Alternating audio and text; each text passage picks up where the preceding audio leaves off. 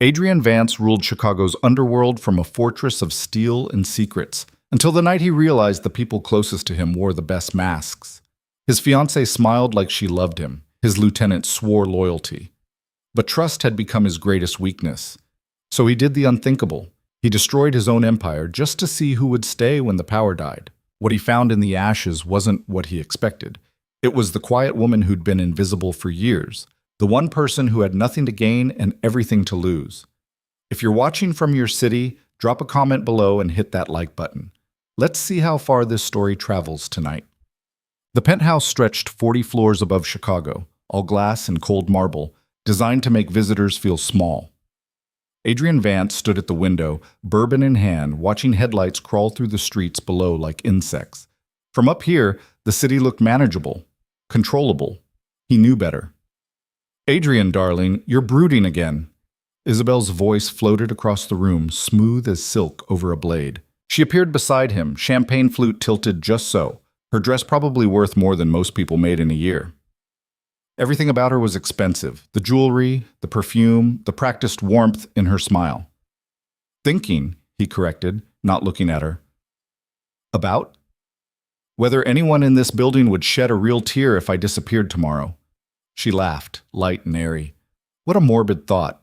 You've been working too hard." "Have I?" Isabel's hand found his arm, fingers tracing the fabric of his suit. "You're the most powerful man in the city. People need you. I need you." Her lips brushed his jaw. "Stop torturing yourself with these dark moods." Adrian took another sip of bourbon, saying nothing. The words were perfect, too perfect, like lines from a script she'd rehearsed. Behind them, Marcus Chen appeared in the doorway, head of security, 10 years at Adrian's side, a man who'd taken bullets meant for him. "Sir, the councilman's here, waiting in your office." "Tell him 5 minutes." "Already told him 10, 20 minutes ago." Marcus didn't crack a smile, but something glinted in his eyes. Amusement, maybe. Or impatience. Adrian waved him off. When Marcus left, Isabel shifted closer, her perfume filling the space between them. "You should let me come to these meetings," she said. "I could help. I'm good with people." "It's business." "I know. That's why I should be there." Her tone stayed light, but underneath it, just for a second, something harder pushed through. Want. Calculation. Adrian turned to face her fully. "What do you think we discuss in those meetings, Isabel?" She blinked, caught off guard. Real estate, investments, the usual?" "The usual." "Yes." He studied her. The flawless makeup, the carefully tousled hair, the diamond engagement ring that had cost him $250,000. "You're staring," she murmured, suddenly uncertain. "I'm looking," he said. "There's a difference." Before she could respond, he set down his glass and walked toward his office, leaving her standing by the window, confusion flickering across her carefully maintained expression. The councilman, a sweating, nervous man named Porter, sat perched on the edge of the leather chair like a bird ready to bolt. When Adrian entered, Porter practically jumped to his feet. "Mr. Vance, thank you for seeing me. I know you're busy. Sit." Porter sat. Adrian moved behind his desk, the city glittering through the floor-to-ceiling windows behind him. He didn't sit. "You have 3 minutes. The zoning permits for the Southside development. There's been complications. Some of the residents are pushing back, filing complaints, getting the media involved. I paid you to handle complications." I am handling it, but these people are stubborn, and if we push too hard, it'll look bad. There's already reporters sniffing around asking questions about who's funding the Porter." Adrian's voice dropped 20 degrees. "Do I need to find someone else who can do your job?" The councilman's face went white. No, sir. I'll take care of it." "Good. Because the alternative is explaining to your wife why you're suddenly unemployed and under investigation for corruption." Adrian smiled, cold and empty. "Now get out." Porter scrambled from the room like his pants were on fire. Marcus reappeared the moment the door closed. "He's gonna mess it up." "Probably." "Want me to apply pressure?" "Not yet." Adrian moved to the window again, that restless energy crawling under his skin. Let him struggle. See if he figures it out. Marcus crossed his arms, watching him. "You've been off all week." "Off?" "Distracted, second-guessing. That's not like you." Adrian looked at his oldest friend, the man who'd stood beside him through gang wars and federal investigations, through the bloody climb from nothing to everything. You ever wonder if people are loyal to you or just what you can do for them? Every damn day, Marcus shrugged. But wondering doesn't change anything. Either you trust them or you don't. And if you don't, then you're already alone, boss. You just haven't admitted it yet. Elena Hart moved through the penthouse like a shadow, present but unnoticed, essential but invisible. She'd been cleaning Adrian Vance's home for 3 years, and in that time she'd learned to read the apartment's moods better than most people read faces. Tonight, the air felt heavy. Wrong. She gathered champagne glasses from the living room, wiping down surfaces that were already spotless. Isabel had left a lipstick print on one glass. A deliberate mark, Elena thought, like a dog pissing on a tree. "Excuse me." Elena turned. Marcus stood in the hallway, his expression unreadable. "Mr. Vance wants the study cleaned. Now, before his next meeting." "Of course." She followed him down the hall, her cleaning cartwheels barely whispering against the marble. The study was Adrian's private space. She'd only been inside a handful of times, always supervised. It smelled like leather and old books and the bourbon he drank too much of. Marcus waited by the door while she worked, his presence making the large room feel smaller. "You've been here a while," he said suddenly. Elena didn't look up from dusting the bookshelves. 3 years. "You like the work?" "It pays well." She moved to the desk, careful not to disturb the papers scattered across it. Most people would have been curious, would have snuck a glance at the documents. Elena had learned early that curiosity in this house could be fatal. "You don't talk much," Marcus observed. "Talking's not in my job description." Something that might have been approval crossed his face. "Smart." When she finished, Marcus escorted her out. As the study door closed behind them, Elena caught a glimpse of Adrian through the gap, standing alone at the window, staring out at nothing, his shoulders tight with tension. He looked like a man trapped in a cage built from his own choices. The dinner party that Friday was Isabel's idea. A celebration, she called it. Though what exactly they were celebrating remained unclear. Adrian's dining room filled with the kind of people who smiled with their mouths but not their eyes. Business associates, political connections, wealthy strangers wearing friendship like expensive cologne. Isabel held court at one end of the table, radiant in emerald silk, telling some story about a charity gala that made everyone laugh at the appropriate moments. She was good at this, the performance of warmth, the illusion of intimacy. Adrian watched her from across the table and felt nothing. "You've built quite an empire," said the man to his right. Peterson, some investment banker with too much hair gel. "Must be satisfying having this kind of influence." "Satisfying," Adrian repeated, tasting the word. "Is that what you think this is?" Peterson's smile faltered. "I just meant, you've accomplished a lot for someone your age." "I'm 36, not 12. "Of course, I didn't mean to suggest—" Adrian stood abruptly. The conversation stumbled to a halt, all eyes turning toward him. "Excuse me." He left the dining room and headed for his office, the sounds of forced laughter following him down the hall. Inside, he poured another bourbon and tried to remember the last time he'd felt anything real, actual joy, genuine fear, honest connection. Nothing came to mind. A soft knock interrupted his thoughts. "Come in." Elena entered carrying a tray with fresh ice and glassware. "Mr. Chen said you might need these." "Marcus is a mind reader, apparently." Adrian gestured to the bar. "Leave it there." She moved quietly, efficiently, setting down the tray without a sound. As she turned to go, Adrian spoke again. "You ever feel like everyone around you is lying?" Elena froze, her back still to him. For a long moment she said nothing. Then slowly she turned. Her face was carefully neutral, but something flickered in her eyes. Recognition, maybe. Understanding. "Every day, Mr. Vance," she said quietly. "But I imagine it's worse when you have something they want." "And what is it you think I have?" "Power, money, influence." She paused. "The ability to change their lives with a word. And you don't want any of that?" A ghost of something, not quite a smile, crossed her face. "I want to pay my rent and keep my daughter fed. Everything else is just noise." Adrian studied her. She was maybe 30, plain in the way that made people's eyes slide past without stopping. Brown hair pulled back in a simple ponytail, no makeup, wearing the same gray uniform she always wore. Invisible.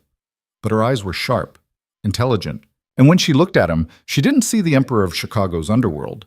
She saw a man. "You have a daughter." "Yes, sir." "How old?" "6." "What's her name?" Elena hesitated, something protective tightening her features. "Sophie." Adrian nodded slowly. "Thank you for the ice, Elena." She left without another word, pulling the door shut behind her with a soft click. Alone again, Adrian returned to the window. Below, the city pulsed with life. Millions of people playing their parts, wearing their masks, pretending they were something they weren't. And in that moment, staring down at the beautiful lie of it all, Adrian Vance made a decision. The next morning, he called Marcus into his office. "I need you to do something," Adrian said, "and you're going to think I've lost my mind." Marcus settled into the chair across from him, expression wary. "All right. I want to stage a collapse, make it look like the empire's falling apart. Money problems, legal troubles, rivals moving in. Complete chaos." Marcus didn't move. "You want to destroy everything we've built?" "Not destroy, test." "Test what?" "Loyalty. Truth." Adrian leaned forward. "I need to know who's real, who stays when there's nothing left to gain. This is insane." "Probably." "You'll create actual enemies, real problems. Once you start this kind of fire, you can't always control where it spreads." "I know." Marcus stared at him for a long moment. "This is about Isabel. It's about everyone. She'll leave the second she smells weakness. You know that, right? If she does, at least I'll know." Adrian's voice hardened. "I'm tired of living in a house full of ghosts pretending to be people." Marcus exhaled slowly, dragging a hand across his face. "How deep do you want to go?" "All the way. Bank accounts frozen, properties seized, arrests of key associates. Make it look like the feds are closing in. Some of that will be real. You understand that? Once the vultures smell blood, they'll come for what's left. Let them come. And the people who work for you, the ones who depend on you, they'll get hurt in the crossfire." Adrian's jaw tightened. "Collateral damage." "That's cold." "I know." He did know. And the shame of it sat like lead in his chest. But he needed the truth more than he needed to be good. "Can you do it?" Marcus was quiet for a long time. Then, finally, "Yeah, I can do it. But if this goes sideways, if you get yourself killed playing this game, I'm going to piss on your grave." "Fair enough." Chats. The first domino fell 3 days later. Adrian's name appeared in the morning news. Federal investigation, financial irregularities, unnamed sources claiming imminent indictments. By noon, his lawyers were in crisis mode. By evening, half his business partners had stopped returning calls. Isabel appeared in his office, her face tight with concern. "What's happening?" she demanded. "My mother just called. She saw the news. People are asking questions. It's being handled." "Being handled?" "Adrian, they're talking about prison, about everything being seized. How is that being handled?" "I said it's under control." She stared at him, and for the first time since they'd met, her mask slipped. Fear showed through, not for him, but for herself, for what she'd lose. "Under control," she repeated slowly. "You're telling me you have this under control?" "Yes." "Then why aren't you doing anything? Why are you just sitting here drinking while your empire burns?" "Maybe it needs to burn." Isabel went very still. "What did you say?" Adrian set down his glass. "You heard me." Her expression shifted, confusion giving way to something sharper. Calculation. "Are you having some kind of breakdown? Is that what this is?"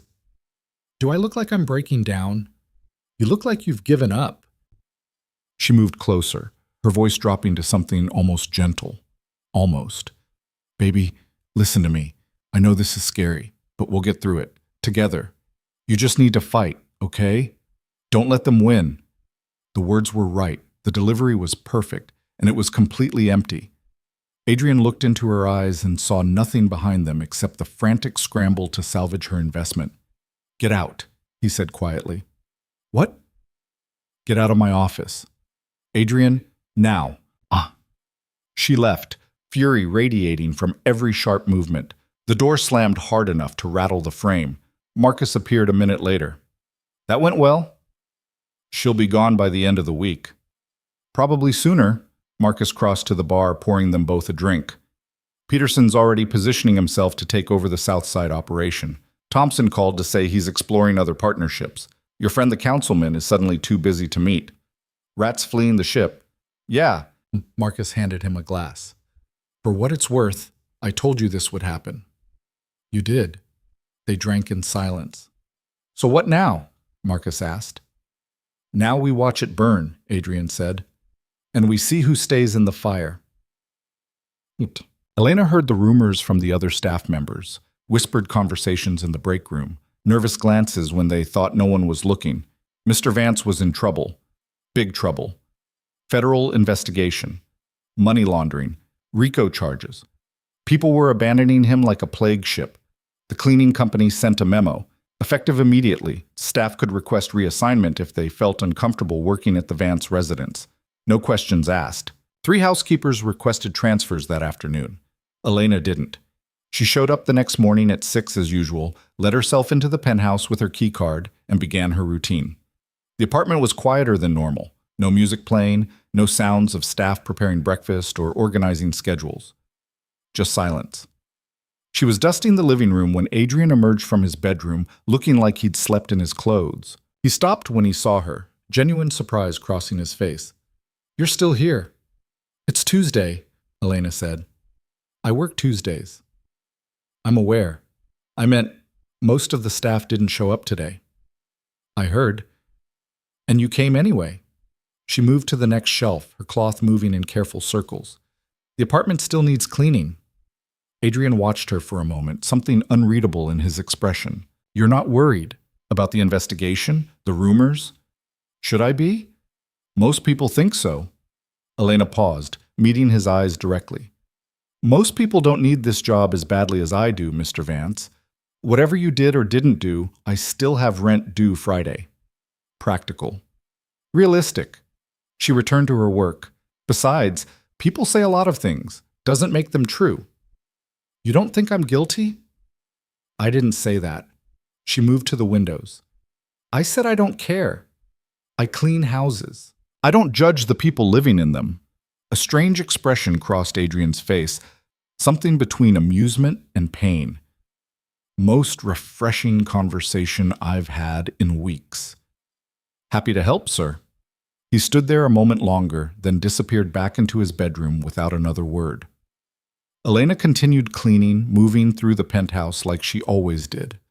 Quietly, efficiently, noticing everything and commenting on nothing. In the master bedroom, she found evidence of Isabel's exit. Empty hangers in the closet, bare spots on the dresser where jewelry had sat, a note on the pillow written in angry, sharp handwriting.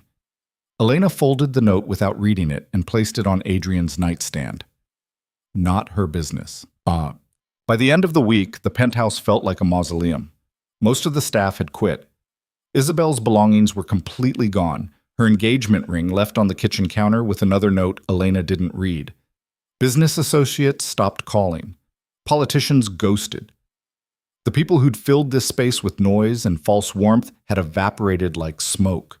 Only Marcus remained constant, coming and going with his usual quiet efficiency. And Elena, who showed up every Tuesday and Friday as scheduled, cleaning an apartment that barely needed cleaning anymore.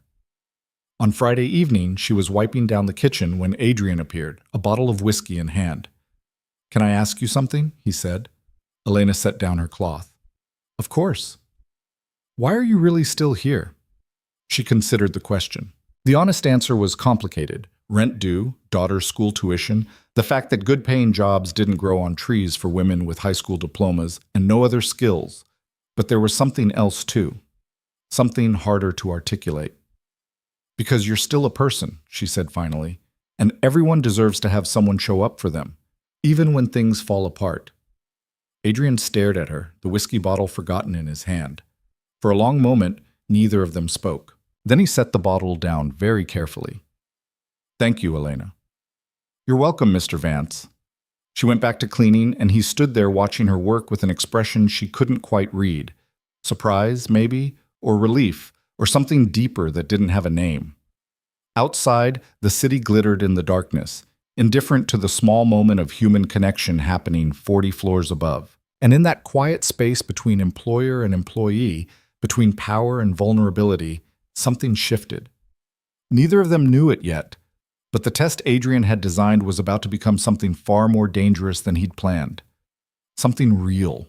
The illusion Adrian had constructed began eating itself from the inside out faster than even he'd anticipated. What started as a controlled demolition turned into something messier, more volatile. Word spread through Chicago's underground like poison in water. Adrian Vance was finished, his protection gone, his empire up for grabs. Marcus showed up at the penthouse on a Tuesday morning, his jaw tight in a way that meant trouble. "We've got a problem," he said, not bothering with pleasantries. "Santiago's crew hit one of our distribution points last night. Took everything, shot 2 of our guys." Adrian looked up from the financial reports spread across his desk. Real ones this time, not the fabricated collapse he'd orchestrated. "How bad?" "One's critical, the other will live, but he's scared. Talking about getting out." Marcus dropped into the chair across from him. "This is what I warned you about. You create a vacuum, someone's going to fill it." Santiago always was ambitious. Ambitious is one word. Stupid is another. He thinks you're weak now, thinks he can take what's yours without consequences. Marcus leaned forward. "We need to respond. Hard. Show them you're still... No." "No?" "Let him think he's winning." Marcus stared at him like he'd grown a second head. "You're seriously going to let him shoot our people and just... what? Send him a thank you card?" "I'm going to let him overextend." Adrian's voice was calm, controlled. "Let him get greedy. The harder he pushes, the more enemies he makes. When I come back, he'll have painted a target on his own back. And if you don't come back, if this whole thing spirals so far out of control that there's nothing left to reclaim, then I deserve what I get." Marcus shook his head slowly. "You're playing a dangerous game, boss. And the people getting hurt? They're not players. They're just trying to survive in the world you built." The words landed like a punch. Adrian's hand tightened on the papers in front of him. "I know." "Do you?" Marcus stood, his frustration barely contained. "Because from where I'm sitting, you're so busy testing everyone's loyalty that you forgot you're putting real lives on the line. Those 2 guys who got shot? They've got families, kids. They trusted you to protect them." "I didn't ask them to." "Yes, you did. The moment you built this empire, you asked them. You asked all of us." Marcus moved toward the door, then stopped. "Elena's still here, you know, still showing up, still cleaning, still acting like nothing's wrong. You think about what happens to her if Santiago decides to send a message by hitting this building?" He left before Adrian could respond. The silence that followed felt suffocating. Adrian stood and walked to the window, staring down at the city that suddenly felt less like a kingdom and more like a prison. Marcus was right. He'd been so focused on exposing the liars and the opportunists that he'd stopped thinking about the people caught in the middle. People like Elena. The thought bothered him more than it should have. He found her an hour later in the guest wing, changing linens on a bed no one had slept in for months. She worked with the same quiet efficiency she always did, her movements practiced and precise. "Elena." She turned, surprise flickering across her face. "Mr. Vance, did you need something? I need you to take some time off." Her eyebrows lifted slightly. "Sir?" "A week, maybe 2. Paid. Take your daughter somewhere safe." "I don't understand." Adrian moved closer, choosing his words carefully. "Things are going to get worse before they get better. There might be trouble. I don't want you here when it happens." Elena set down the pillow she'd been holding, her expression unreadable. "What kind of trouble?" "The kind that doesn't care about innocent bystanders." She studied him for a long moment, her sharp eyes seeing more than he was comfortable with. "You're trying to protect me." "I'm trying to be smart." "Are you offering this to Marcus? To the security team that still shows up every day?" "That's different." "How?" Adrian didn't have a good answer. The truth was complicated. Marcus was a soldier, had signed up for this life knowing the risks. But Elena? She was just trying to make rent, trying to raise her daughter, trying to survive in a world that didn't care about people like her. They can protect themselves, he said finally. And I can't? I didn't say that. You didn't have to. Elena turned back to the bed, smoothing out wrinkles that didn't exist. I appreciate the concern, Mr. Vance, but I don't need protecting. I need my paycheck. I'm offering you paid leave. For how long? A week? 2? And then what? I come back and the building's a crime scene? You're dead and I'm looking for work again? She faced him, her voice steady but firm. I've been poor, sir. I know what happens when you walk away from a good job because things get scary. You don't get that job back. This is different. How? Because you're involved? Because there's guns and criminals instead of just regular danger? She shook her head. I grew up in Englewood, Mr. Vance. I know danger. This penthouse, even with all your problems, is still safer than the neighborhood I take the bus through every day. Adrian found himself at a loss. She was refusing his help, his attempt at doing something decent, and he didn't know how to argue against her logic. You have a daughter, he tried. I do. And she needs food and clothes and school supplies. She needs a mother who doesn't quit when things get hard. Elena's voice softened slightly. I understand what you're trying to do. I even appreciate it. But I can't afford your protection, and I won't accept your charity. If you want me gone, fire me. Otherwise, I'll be here Friday, like always. She left him standing in the guest room, surrounded by perfectly made beds, and the uncomfortable realization that she was braver than most of the men who'd sworn loyalty to him. The week deteriorated like fruit left in the sun. 2 more of Adrian's operations got hit. One a gambling house on the south side, another a trucking company that had been laundering money for years. Santiago was moving fast, consolidating power, and word on the street was that other crews were starting to circle too, sensing opportunity in the chaos. Marcus came by less frequently, spending more time managing the fires that kept breaking out across what remained of their territory. When he did show up, he looked exhausted, the kind of tired that sleep couldn't fix. Pearson's crew made a move on the docks, he reported Thursday evening. Nothing violent yet, but they're sniffing around asking questions about your shipping contracts. Let them ask. You keep saying that. Let them do this. Let them do that. At some point, boss, there won't be anything left to let them take. Adrian poured them both a drink, the expensive scotch tasting like ash in his mouth. How many people have we lost? Lost how? Dead, injured, or just smart enough to jump ship? All of it. Marcus took his glass, swirling the amber liquid. 4 dead. 7 in the hospital. 32 walked away, found work with other crews, or just disappeared. He took a long drink.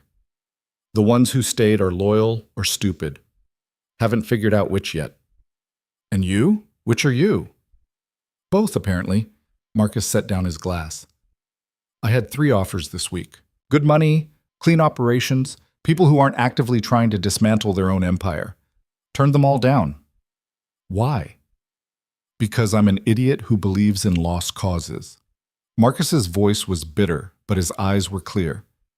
And because someone needs to keep you from getting yourself killed while you play whatever game this is. It's not a game. Then what is it? Enlightenment? Some kind of twisted therapy? Marcus leaned forward. You wanted to know who was loyal. Fine. You know now. Isabel ran. Your business partners scattered. Your political friends pretended they never knew you. But the people who are still here? We're getting shot at for the privilege of standing next to you while you burn it all down. The words hit harder than any fist could have. Adrian stared into his drink, shame curling in his gut. I didn't think it would go this far, he admitted quietly. What did you think would happen? That everyone would just pause and wait for you to finish your experiment?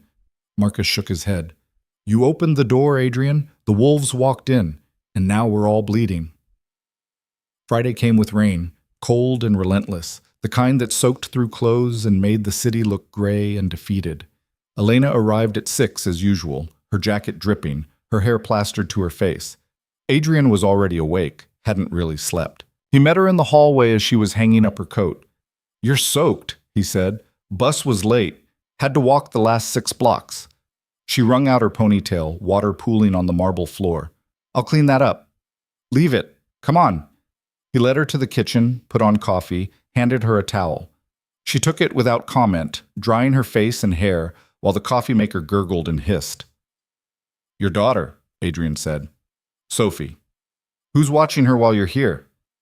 My neighbor, Mrs. Chen. She's got grandkids Sophie's age.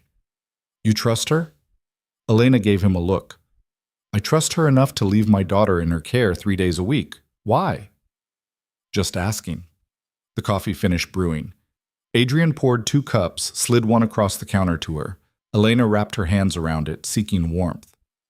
This isn't normal, she said after a moment. What? This. You making me coffee, standing in your kitchen at 6 in the morning talking about my childcare arrangements. She took a sip. You're usually still asleep when I get here. Haven't been sleeping much lately.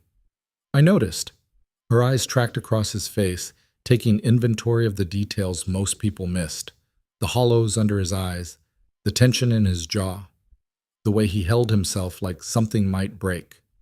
You look terrible, Mr. Vance. Thank you for that assessment. I didn't mean... She stopped, then shrugged. Actually, yes, I did. You look like you haven't slept in days and you're drinking too much and you're going to make yourself sick. Since when do you give health advice? Since I started working for someone who seems determined to destroy himself. Elena set down her coffee cup. It's not my place to say anything. I know that. But I've been cleaning up after people long enough to recognize the signs. Signs of what? Someone who's decided they deserve to suffer. The observation landed with uncomfortable accuracy. Adrian took a long drink of his coffee, using the time to figure out how to respond. You don't know what you're talking about, he said finally. Maybe not, but I know what rock bottom looks like, and you're sprinting toward it. She picked up her cup again. The question is whether you're planning to stop before you hit, or if you've already decided the crash is the point. Before Adrian could answer, his phone buzzed. A text from Marcus. Need you downstairs, now. He grabbed his jacket. I have to go. Be careful, Elena said, the words automatic but genuine. Adrian paused in the doorway. Why do you care? She looked at him, really looked at him, and something in her expression made his chest tight. Because somebody should, she said quietly. He left before he could examine why that simple statement felt like the truest thing anyone had said to him in years. Downstairs, Marcus was waiting in the parking garage with 2 other men, Tommy and Ray, enforcers who'd been with them since the early days. Both looked nervous. What's going on? Adrian asked. Santiago sent a message. Marcus handed him a phone. Video. Came through 20 minutes ago. Adrian pressed play. The footage was grainy, clearly shot on a cell phone in low light. It showed one of their warehouses, the one on Kedzie Avenue where they stored merchandise for distribution. Someone off camera spoke in Spanish. Then the view shifted to show a man on his knees, hands tied, face swollen from a beating. Adrian recognized him. Danny Martinez, mid-level guy, ran shipments, had a wife and new baby. Santiago's voice came through the phone's speaker, smooth and mocking. You want to play weak, Vance? I'll show you what happens to weak men's soldiers. The video cut off before the gunshot, but Adrian heard it anyway, a sharp crack that made Tommy flinch. He's dead? Adrian's voice came out flat, empty. Yeah. Marcus's jaw was tight. Left him in front of the warehouse. Cops got there first. Whole place is crawling with investigators now. Adrian handed back the phone, something cold settling in his chest. Danny Martinez, 28 years old, baby girl named Maria. He'd shown Adrian pictures just last month, proud new father talking too fast about sleepless nights and tiny fingers. This is on me, Adrian said quietly. No argument here. Marcus's words were hard. You wanted to see who'd stay loyal. Danny stayed. Now his kid grows up without a father. The guilt was sharp enough to taste, metallic and bitter. Adrian had known there would be casualties, abstract understanding, distant acknowledgement of risk. But this wasn't abstract. This was a real man with a real family, dead because Adrian had been so consumed with his own truth-seeking that he'd forgotten the cost. We need to respond, Tommy said, his voice shaking slightly. We can't let Santiago think... Santiago's right, Adrian interrupted. I have been weak, playing games while people die. Marcus's eyes narrowed. What are you saying? I'm saying the experiment is over. Adrian pulled out his own phone, started making calls. Get me Morrison at the FBI. Tell him I want to make a deal. Boss, Ma? I'm done, Marcus. Santiago wants my empire? He can have it, but he's not walking away clean. Bunce. The next 72 hours moved in a blur of federal agents, immunity negotiations, and detailed confessions about Chicago's criminal infrastructure. Adrian laid it all out: names, operations, financial records, everything he'd built over 15 years of clawing his way up from nothing. Morrison, the FBI agent who'd been chasing him for half a decade, could barely contain his satisfaction. This is big, Vance, bigger than I'd hoped for. Morrison sat across from him in the interrogation room, recording device running. You're giving us Santiago, the Pearson crew, half the corrupt politicians in the city. Why now? Because people are dying, because I'm tired.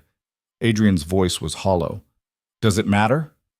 For the record, yeah, it matters. But between you and me? Morrison leaned back. I stopped caring about your motivations the moment you started talking. You're giving me the biggest bust of my career. I'll take it however it comes. The deal took shape over coffee and legal paperwork. Full immunity for Adrian in exchange for testimony. Witness protection if needed, though Adrian declined. His assets would be seized, liquidated, used to compensate victims and fund the prosecutions. When it was done, Morrison shook his hand. You made the right choice. Adrian said nothing. Right and wrong had stopped meaning much of anything 3 days ago when Danny Martinez got executed in a warehouse. He returned to the penthouse late Sunday night, exhausted and numb. The place was dark. Marcus had gone home. The security team was minimal now. Most of the lights turned off to save on power bills that didn't matter anymore. But the kitchen light was on. Elena stood at the sink, washing dishes that shouldn't have been there. She turned when he entered, surprise crossing her face. Mr. Vance, I didn't expect you back tonight. It's Sunday. What are you doing here? She gestured to the counter, where containers of food sat cooling. I made too much dinner. Thought you might be hungry. Adrian stared at the food, simple, homemade, the kind of meal someone's mother would make. You cooked for me. I cooked anyway, just brought it here. She dried her hands on a towel. You weren't answering your phone. Marcus said you were with the FBI. I figured you probably weren't eating. You were worried. I was practical. You look half dead most days. Figured actual food might help. But her eyes told a different story. Concern, genuine and unguarded. Adrian sat heavily at the counter. Someone died because of me. Elena went still. Someone you knew? Someone who worked for me. Had a wife. New baby. His voice cracked slightly. I thought I was being clever, testing loyalty, exposing liars. But I just got people killed. She moved around the counter, sat beside him. Not touching, but close enough that he could feel her presence like warmth against his skin. What did you do? She asked quietly. I made a deal, turned over everything to the FBI. Names, evidence, all of it. He looked at her. I'm done, Elena. It's over. The empire? Everything. They'll take it all, the money, the properties, the power. Within a month, I'll have nothing. Elena was quiet for a moment, processing. Then, good. Adrian blinked. Good? That empire killed people, hurt people. If it's gone, that's good. She met his eyes. I'm sorry someone died. I'm sorry you're in pain. But I'm not sorry the thing that caused all that damage is ending. Her honesty was brutal and clean, cutting through the self-pity he'd been drowning in. You should hate me, Adrian said. I've been lying to everyone, manipulating situations, playing with lives. You should walk out and never come back. Maybe I should. Elena stood, started putting food into containers. But I won't.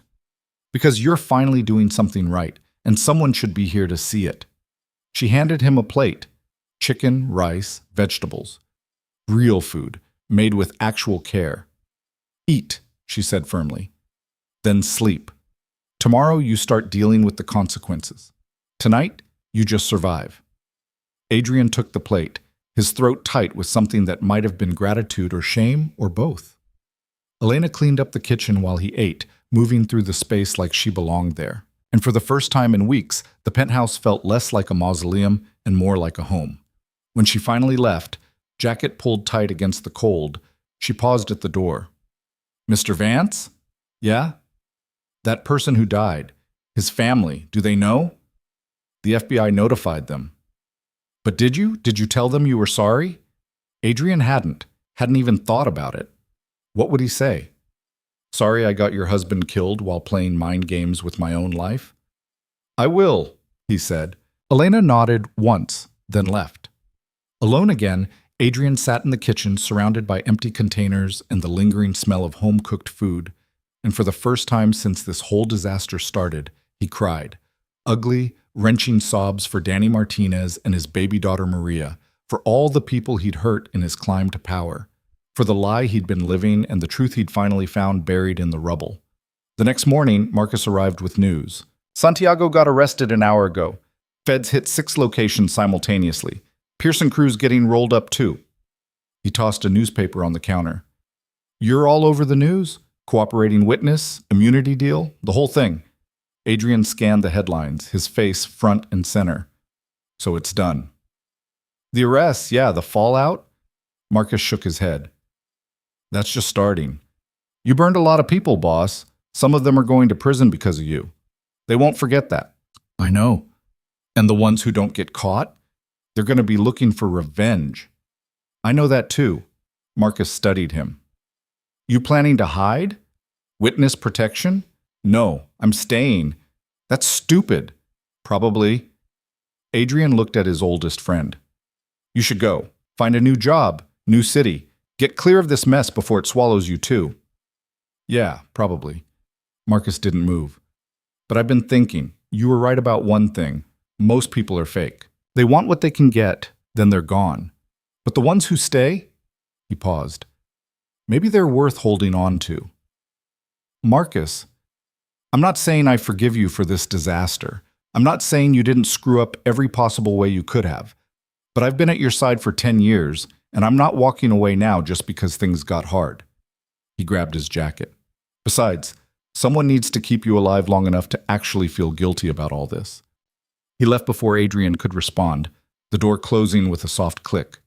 Adrian stood in the empty penthouse, the morning light cutting harsh angles through the windows, and felt the full weight of what he'd done, and what came next, settle onto his shoulders like stones. The threats started arriving within 48 hours of the arrest going public. First came the phone calls, blocked numbers, distorted voices, promises of what they'd do to Adrian when they found him alone. Then emails, their subject lines creative in their vulgarity. By Wednesday, someone had spray-painted his car in the parking garage. The words crude but effective. "Dead man."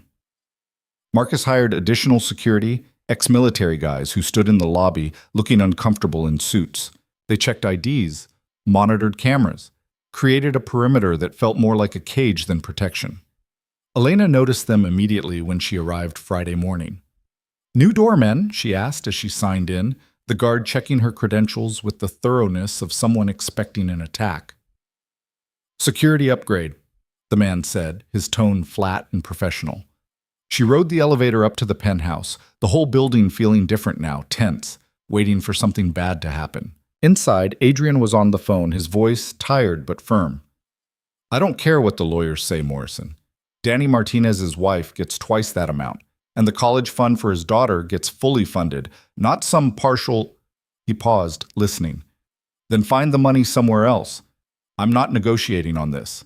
He hung up as Elena entered, dragging a hand across his face. "Problems?"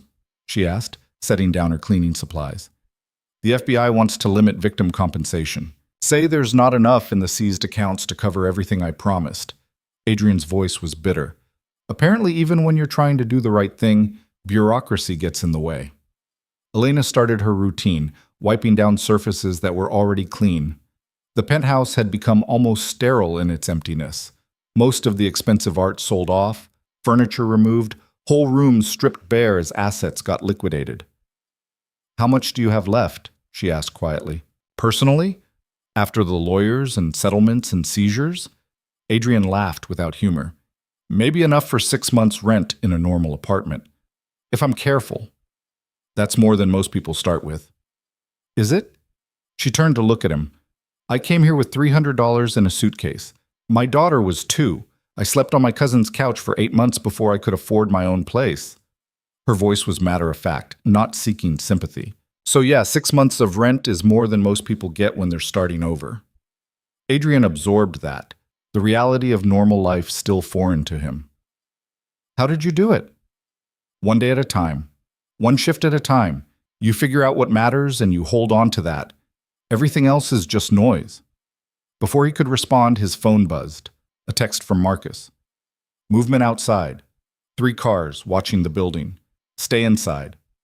Adrian's jaw tightened. He moved to the window, careful to stay back from the glass. What is it? Elena asked, catching the tension in his shoulders. Nothing, just... The window exploded. Glass shattered inward, the sound deafening. Adrian hit the floor on instinct, years of survival reflexes kicking in. More gunfire followed, rapid, professional, bullets punching through the windows and embedding themselves in the far wall. Elena! Adrian shouted, not seeing her, his heart suddenly in his throat. I'm okay. Her voice came from behind the kitchen island. I'm okay, I'm down. The gunfire stopped as abruptly as it started. Car engines roared outside, tires squealing. Then silence, broken only by the sound of glass tinkling as it fell from the destroyed windows. Adrian crawled toward the kitchen, his hands cut from the glass, blood mixing with the debris. Elena, are you hurt? She emerged from behind the island, her face pale but composed. No, I'm fine. They stared at each other across the destroyed living room, both breathing hard, the reality of what just happened settling over them like ice water. Marcus crashed through the door 30 seconds later, gun drawn, eyes wild. You two all right? We're fine, Adrian said, getting to his feet. He reached down to help Elena up. Her hand was shaking when she took his. They're gone, Marcus reported, moving to the shattered windows. 3 cars. Looked like Santiago's crew, but I can't be sure. Professional hit. Meant to send a message. Message received. Adrian's voice was cold. He turned to Elena. You need to leave. Now. This isn't safe. No kidding. But she didn't move toward the door. Instead, she looked around at the destruction, her expression unreadable. They know where you live, which is why you need to go. Take your daughter. Go somewhere they can't find you. And you? I'll handle it. Elena's eyes flashed. Like you handled everything else? By making it worse and getting people killed? The words stung because they were true. Adrian opened his mouth to argue, but she cut him off. I'm not leaving because someone shot at your apartment. You think I haven't heard gunfire before? You think this is the scariest thing that's ever happened to me? She picked up a piece of broken glass, examined it, then dropped it. When I was 16, my boyfriend got shot 3 feet away from me. Gang crossfire. I held him while he died because the ambulance took 40 minutes to come to our neighborhood. Adrian went still. So no, Elena continued, her voice steady. I'm not running because some criminals are mad at you. I'm going to finish my shift, then I'm going home to my daughter, and I'll be back Tuesday like always, unless you're actually firing me. Are you firing me, Mr. Vance? I'm trying to keep you alive. I'm already alive. I've been keeping myself that way for 32 years without your help. She grabbed her cleaning supplies. Now, sit down and let me see those hands. You're bleeding all over the floor.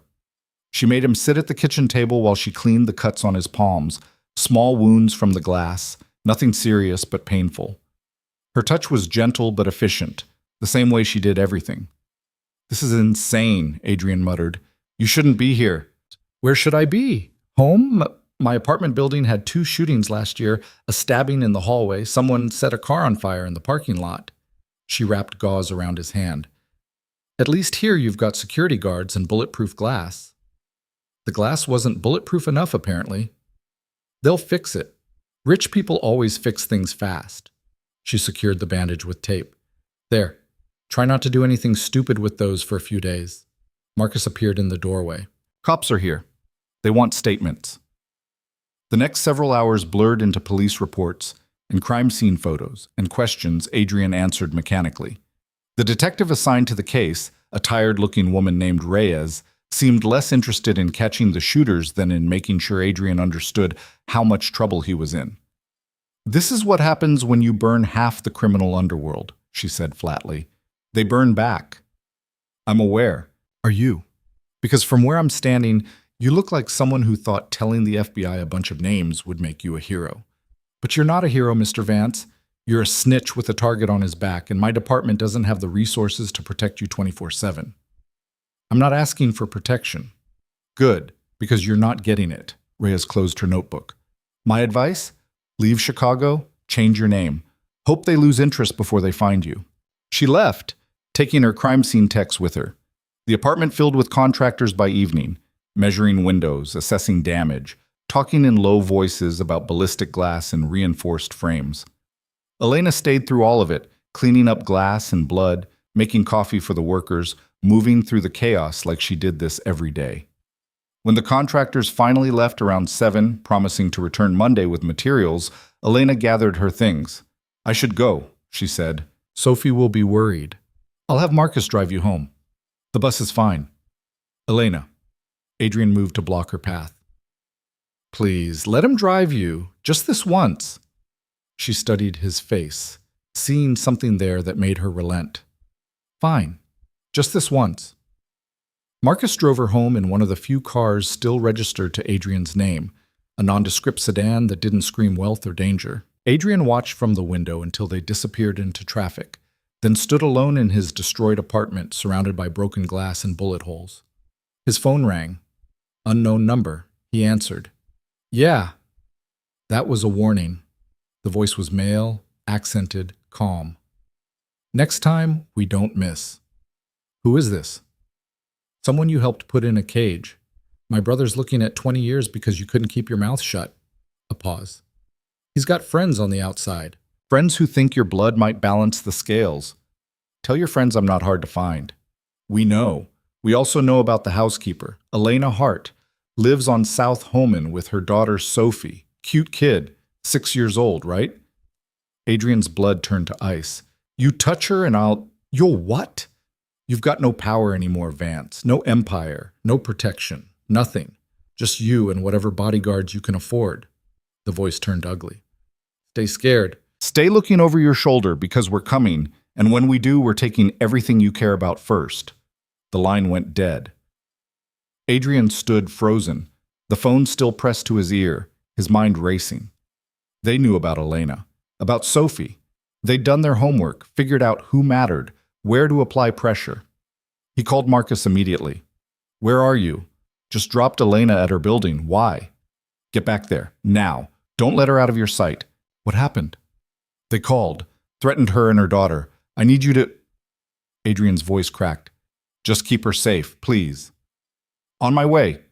Adrian grabbed his jacket and keys, heading for the elevator. He had to warn Elena properly, had to make her understand that this wasn't about cleaning jobs or paychecks anymore.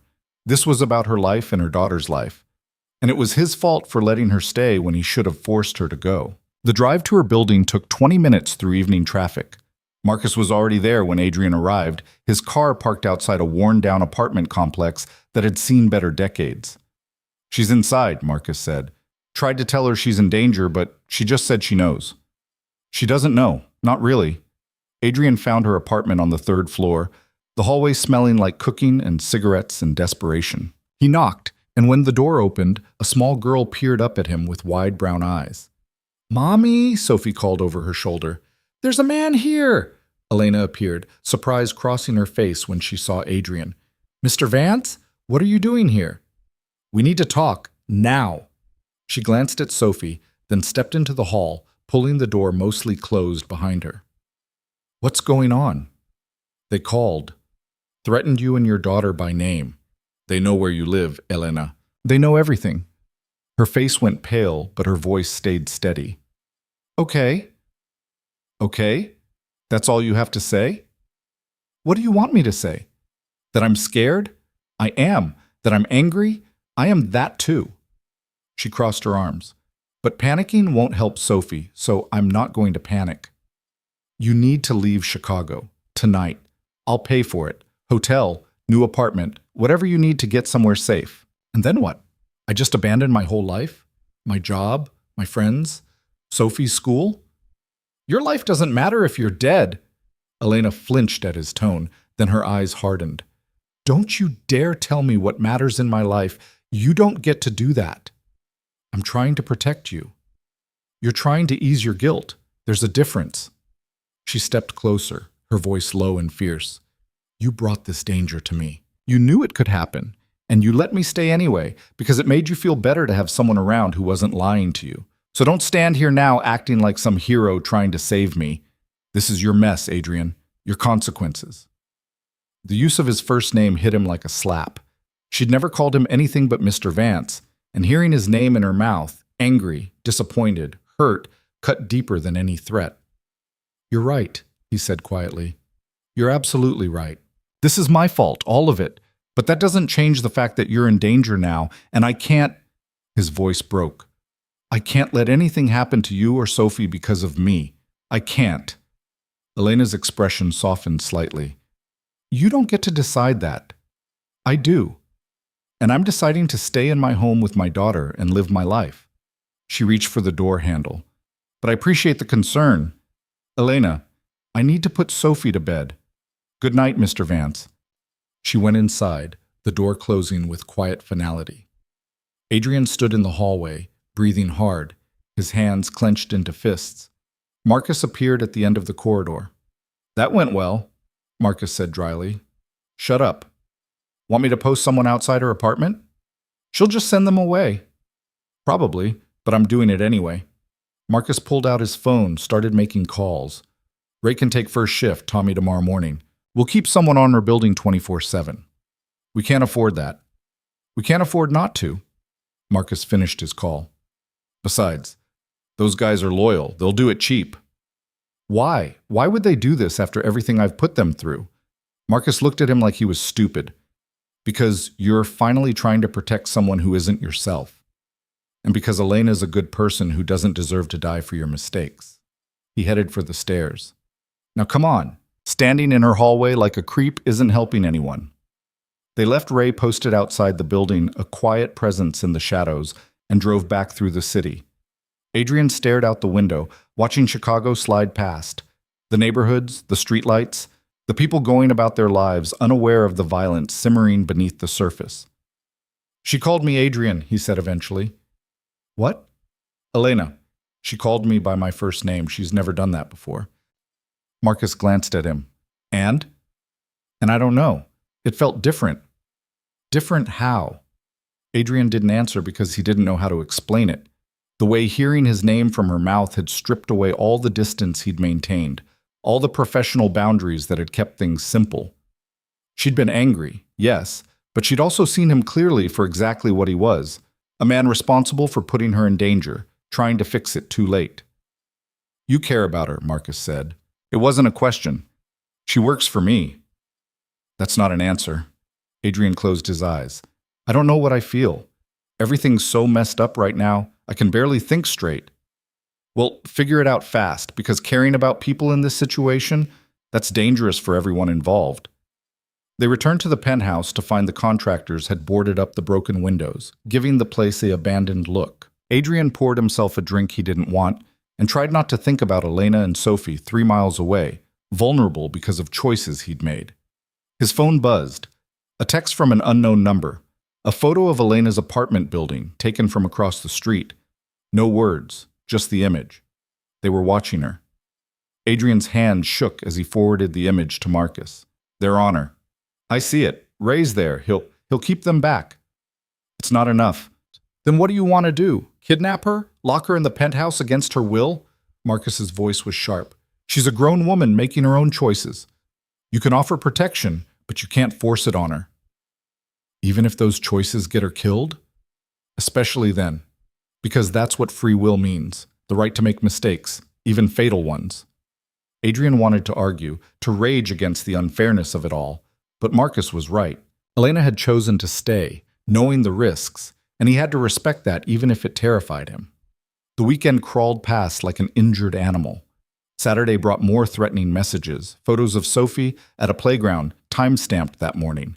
Marcus sent extra security, but Elena refused to stay inside, refused to act afraid in front of her daughter. She took Sophie to the library, Marcus reported Saturday afternoon. Ray followed. No incidents, but there were definitely guys watching. How many? 2 that we spotted. Could be more. Adrian paced the penthouse like a caged animal, useless and frustrated. He'd built an empire through violence and intimidation, had commanded fear from hundreds of people, and now he couldn't protect one woman and her child from the enemies he'd created. Sunday evening, his phone rang. Elena. Mr. Vance? Her voice was tight, controlled. I think you should come here. His heart stopped. What happened? Are you hurt? Is Sophie... We're fine. Just come here, please. He made the drive in record time, Marcus following in a second car. When they arrived, Elena met them in the hallway outside her apartment. Her face was calm, but her hands trembled slightly. They were here, she said quietly. Knocked on my door an hour ago.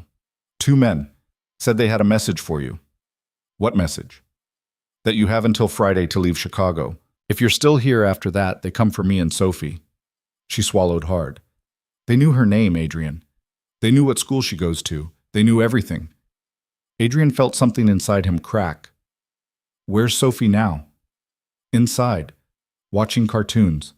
I didn't let her see them, didn't let her hear anything. Elena's voice wavered for the first time. But she's scared. She knows something's wrong, even if she doesn't understand what. Pack a bag, Adrian said. Both of you. You're leaving. Tonight. Where would we even go? I don't care.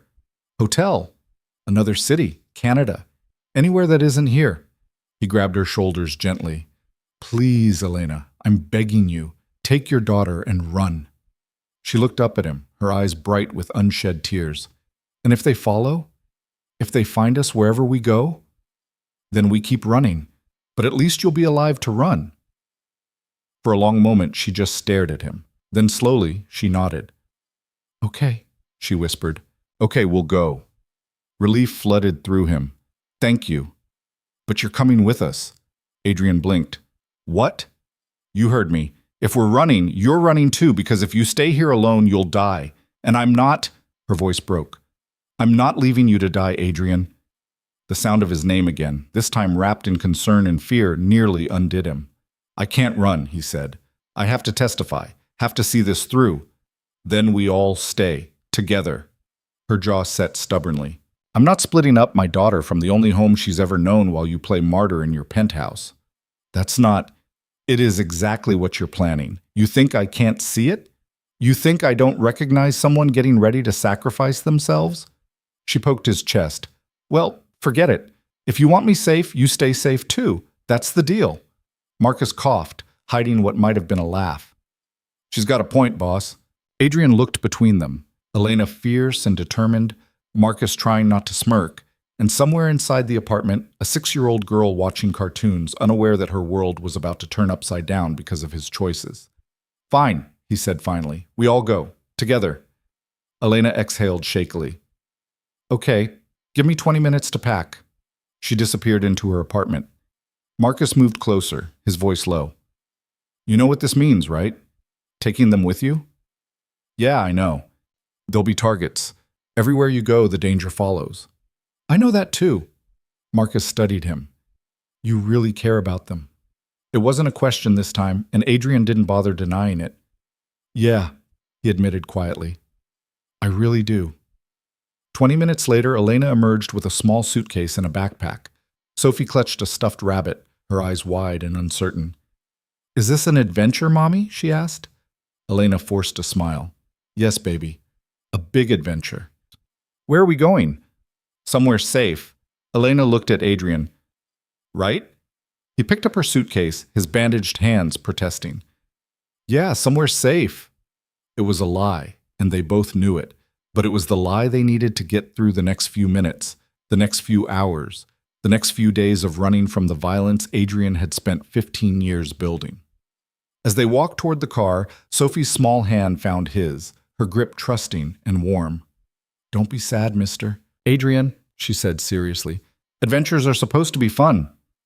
He looked down at her innocent face, then up at Elena's worried eyes, and felt the full weight of what he'd done, not just the empire built on blood and fear, but the human cost of his choices, written in the face of a 6-year-old girl who deserved so much better than this. You're right, he told Sophie, squeezing her hand gently. Adventures are supposed to be fun. But as Marcus drove them away from the only home Sophie had ever known, gunfire erupted behind them, the crack of shots echoing off buildings, glass shattering, screams cutting through the night. The attack had come early. Marcus slammed on the accelerator, the sedan lurching forward as bullets punched through the rear windshield. Sophie screamed, and Elena threw herself over her daughter, shielding her with her body. "Stay down!" Adrian shouted, twisting in his seat to look back. 2 cars were following them, muzzle flashes lighting up the darkness like fireflies from hell. "They were waiting for us," Marcus said through gritted teeth, taking a hard corner that threw them all sideways. "This was planned." More gunfire. The side mirror exploded. Marcus swerved into oncoming traffic, horns blaring, headlights blazing in their faces. He cut through a gas station parking lot, jumped a curb, and emerged onto a side street going the wrong way. "Mommy, I'm scared!" Sophie was crying, her face pressed against Elena's chest. "I know, baby, I know. Just keep your eyes closed, okay? It's going to be okay." But Elena's voice shook, and when her eyes met Adrian's over Sophie's head, he saw raw terror there. Not for herself, but for her daughter, for the 6-year-old who'd been thrust into a nightmare she couldn't possibly understand. Marcus took another violent turn, this one into an alley so narrow the car scraped both walls. Behind them, one of the pursuing vehicles tried to follow and got wedged, the driver screaming obscenities. The second car was still coming. "Marcus," Adrian said quietly, "I see him." They burst out of the alley onto a main street, Marcus running a red light, barely missing a delivery truck. The pursuing car wasn't as lucky. It clipped the truck's rear end, spun out, and crashed into a parked taxi. Marcus kept driving, taking random turns, doubling back, using every trick he'd learned in a lifetime of staying alive in dangerous places. After 20 minutes of evasive maneuvers, he finally slowed, checking the mirrors. "I think we lost them." "You think or you know?" Adrian's hands were shaking, adrenaline still flooding his system. "Give me 10 more minutes." Elena was making soft, soothing sounds to Sophie, rocking her gently. The little girl had stopped crying, but her breathing was fast and shallow, bordering on hyperventilation. "She needs to calm down," Elena said, her voice tight with panic. "Sophie, baby, breathe with me. In through your nose, out through your mouth. Like we practiced, remember?" But Sophie couldn't catch her breath, her small chest heaving. "Pull over," Adrian said. "What?" "Pull over now. She's having a panic attack." Marcus found a parking lot behind a closed grocery store and stopped. Adrian got out, opened the back door, and knelt beside Sophie. "Hey," he said softly. "Sophie, look at me."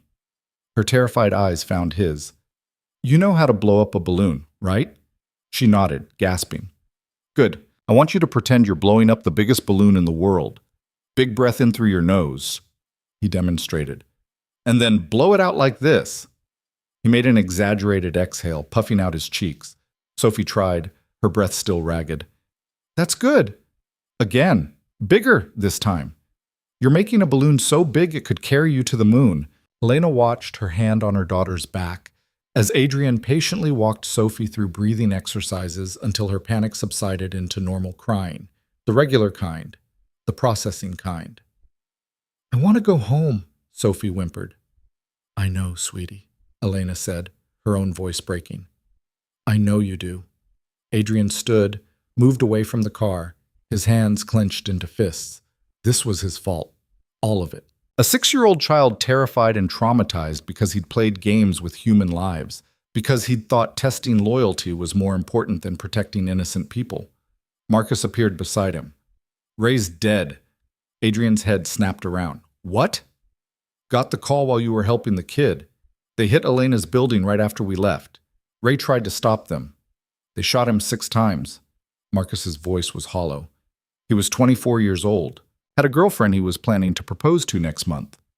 Another body. Another life destroyed. "Tommy?" Adrian managed to ask. "Safe. He wasn't on shift yet." Marcus lit a cigarette with shaking hands. "This is escalating, boss. They're not playing anymore. They're going for blood." Adrian looked back at the car, where Elena was holding Sophie, both of them crying quietly. "We need to get them somewhere safe, really safe." "Where?" "They've got people everywhere. Every hotel, every safe house. Someone's watching. Someone's got connections. Marcus took a long drag. We might have one option, but you're not going to like it. What? Morrison. FBI protection. Witness security program. No. Adrian's response was immediate. That program takes months to set up properly. Forms, background checks, bureaucracy. We don't have months. Then what's your brilliant plan? Adrian thought fast, running through options, discarding them as quickly as they came. Then it hit him. My mother's house. Marcus stared at him. Your mother's been dead for 3 years. The house isn't. I kept it. Couldn't bring myself to sell it. Little place downstate, middle of nowhere, paid off. Nobody knows about it because I never told anyone. What about property records? Under my mother's maiden name, trust established before I got into the business. Adrian pulled out his phone. It's 2 hours south, no neighbors for half a mile. We can hole up there while we figure out next steps. Marcus considered it. It's better than nothing, but eventually they'll find it. Eventually isn't tonight. Let's go. They got back in the car. Elena had managed to calm Sophie enough that the little girl's eyes were drooping, exhaustion winning out over fear. Where are we going? Elena asked quietly. Somewhere safe, I promise. Your promises haven't meant much lately. The words stung because they were true. Adrian met her eyes in the rearview mirror. I know, but I mean this one. Marcus drove south, taking back roads and avoiding highways. Sophie fell asleep halfway there, her head in Elena's lap, her stuffed rabbit clutched tight. Elena stroked her daughter's hair with mechanical repetition, staring out the window at darkness punctuated by occasional farmhouse lights. Adrian's phone buzzed. Morrison. Where are you? The FBI agent demanded. Moving. They hit us tonight, tried to kill us while we were leaving Elena's apartment. Elena? The housekeeper? Morrison's voice sharpened. Why is she with you? Because they threatened her and her 6-year-old daughter to get to me. Because I made her a target. Adrian's voice was bitter. Add it to the list of things I've destroyed. Vance, listen to me. You need to come in. Federal protection, safe location, armed guards. No, we're handling it ourselves. With what? Your guy Marcus and whatever's left of your crew? They'll hunt you down and kill you. This isn't a negotiation. Neither is this conversation. We'll contact you when it's safe. Adrian hung up before Morrison could argue further. The phone immediately started ringing again. He turned it off. That was stupid, Marcus said from the driver's seat. Probably, but I'm tired of other people making decisions about my life. Our lives now. You dragged us all into this. I know. I'm sorry. Sorry doesn't stop bullets. They drove in silence after that, the miles eating away beneath them. Around midnight, Marcus turned onto a gravel road that led through woods to a small house.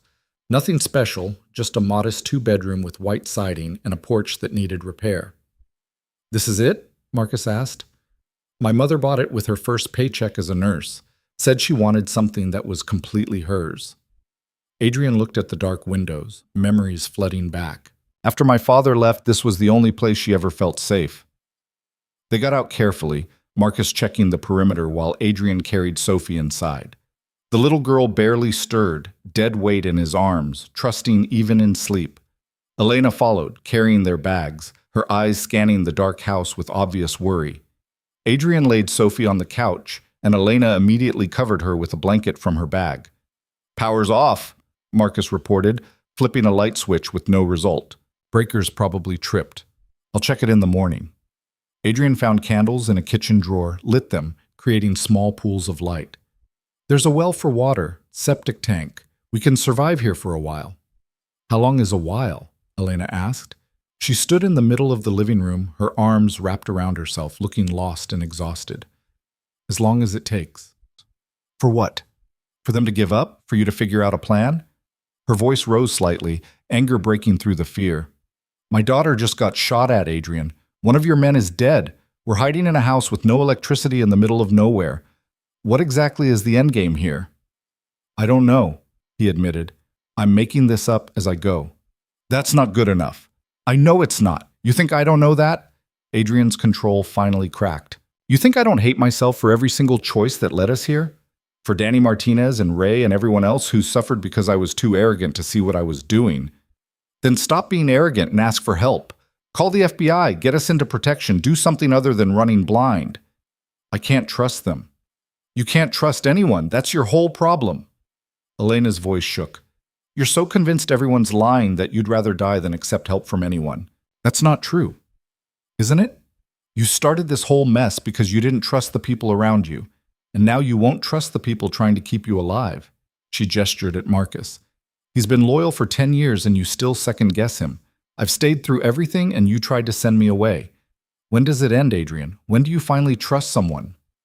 The question hung in the air between them. Adrian opened his mouth, then closed it, having no answer that didn't sound hollow. Marcus cleared his throat. I'm going to check the perimeter. You two should talk.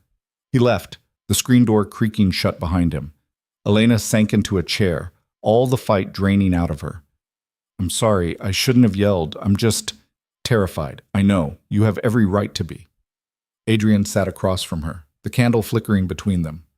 You're right about all of it. I don't trust easily. I've been burned too many times, hurt too many people because I couldn't tell the real from the fake. And now? Now I'm sitting in my dead mother's house with the only people in the world I actually believe in, and I still don't know what to do next. He looked at Sophie sleeping on the couch.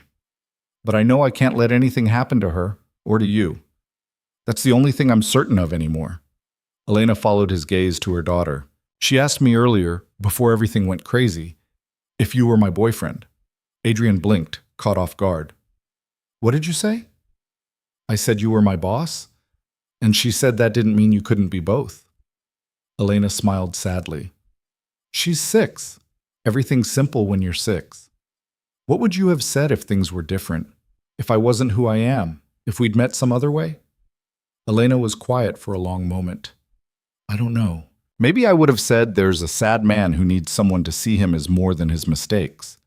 Maybe I would have said he's trying to be better, and that counts for something. She met his eyes.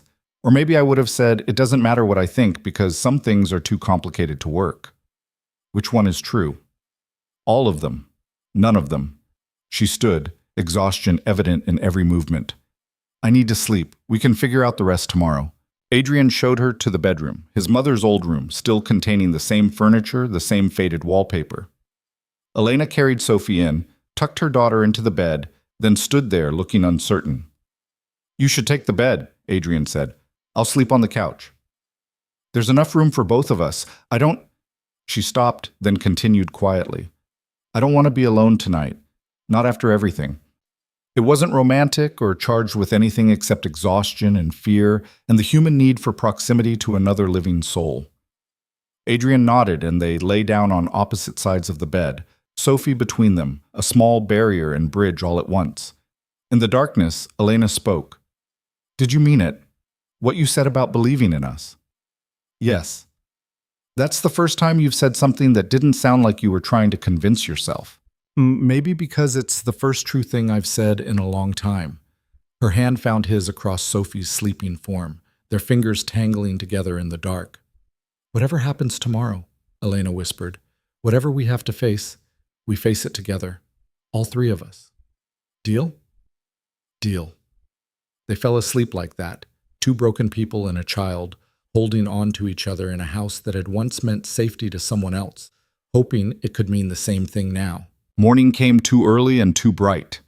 Adrian woke to find Elena already up, standing at the window watching the woods with suspicious eyes. Marcus is out there, she said without turning. Been walking the perimeter for an hour. Adrian joined her, seeing Marcus's shape moving between the trees. He doesn't sleep much anymore. None of us do. Sophie stirred, waking with the slow confusion of a child in an unfamiliar place. Mommy, where are we? Remember our adventure? This is where we're staying for a little while. I don't like it. I want to go home. Elena pulled her daughter close. I know, baby. Soon. But soon was a lie, and they all knew it. Adrian went outside, found Marcus smoking on the porch. Anything? Quiet so far. Too quiet. Marcus stubbed out his cigarette. I've been thinking. We can't stay here forever. Eventually they'll find us, and when they do, we'll be trapped. What do you suggest? We go on offense, stop running, start fighting back. With what army? We've got you, me, and Tommy if he's still willing. Sometimes 3 is enough if you're smart about it. Marcus pulled out his phone, showed Adrian a news article. Santiago got arraigned yesterday. Bail set at $5 million. He can't make it. Most of his assets are frozen. He's stuck in county for the next few weeks. So his crew is operating without leadership. They're aggressive but uncoordinated. We could use that. Adrian studied the article, his mind working through possibilities. What are you thinking? I'm thinking we leak your location to Santiago's lieutenant. Make it look like we're vulnerable, unprotected. When they come, and they will come, we're ready. You want to set a trap. I want to end this before that little girl inside loses her mother. Marcus's voice was hard. Before we lose anyone else. This running and hiding, it's not sustainable. We need to finish it. Adrian looked back at the house where Elena was probably making breakfast from whatever supplies were in the pantry, where Sophie was probably asking questions no 6-year-old should have to ask. If we do this, Adrian said slowly, people will die. People are already dying. The question is whether we control who and when, or let them pick us off one by one. It was brutal logic, the kind Adrian had lived by for 15 years, the kind he'd thought he was done with. But Marcus was right. Running wasn't working, hiding wasn't sustainable, and every day they stayed passive was another day for their enemies to organize and strike. Give me today to think about it, Adrian said, to talk to Elena. Make it fast. Every hour we wait is an hour they're getting closer. Inside, Elena had found cereal and powdered milk, was serving Sophie breakfast at the small kitchen table. The domesticity of it was jarring, a simple morning ritual happening in the eye of a hurricane. We need to talk, Adrian said to Elena. She glanced at Sophie. Not now. Yes, now. She should hear this too. Elena's jaw tightened, but she nodded. They sat at the table, Sophie between them, her spoon halfway to her mouth. What's wrong? Sophie asked, her young voice already knowing something bad was coming.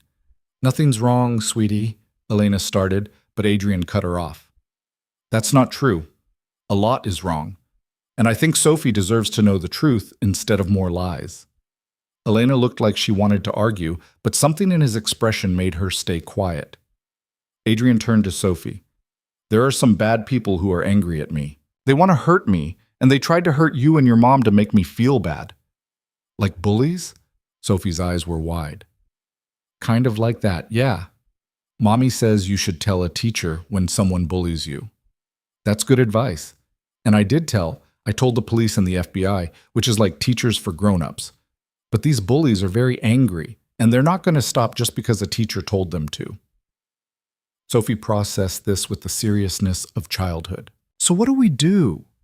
Well, that's what I need to talk to your mom about, because there are two choices. We can keep hiding and hope they give up, or we can... He chose his words carefully. We can be brave and face them. Like superheroes? Despite everything, Adrian almost smiled. Something like that. Elena's hand found his under the table, squeezing hard enough to hurt. Can Sophie go play while we discuss the grown-up details?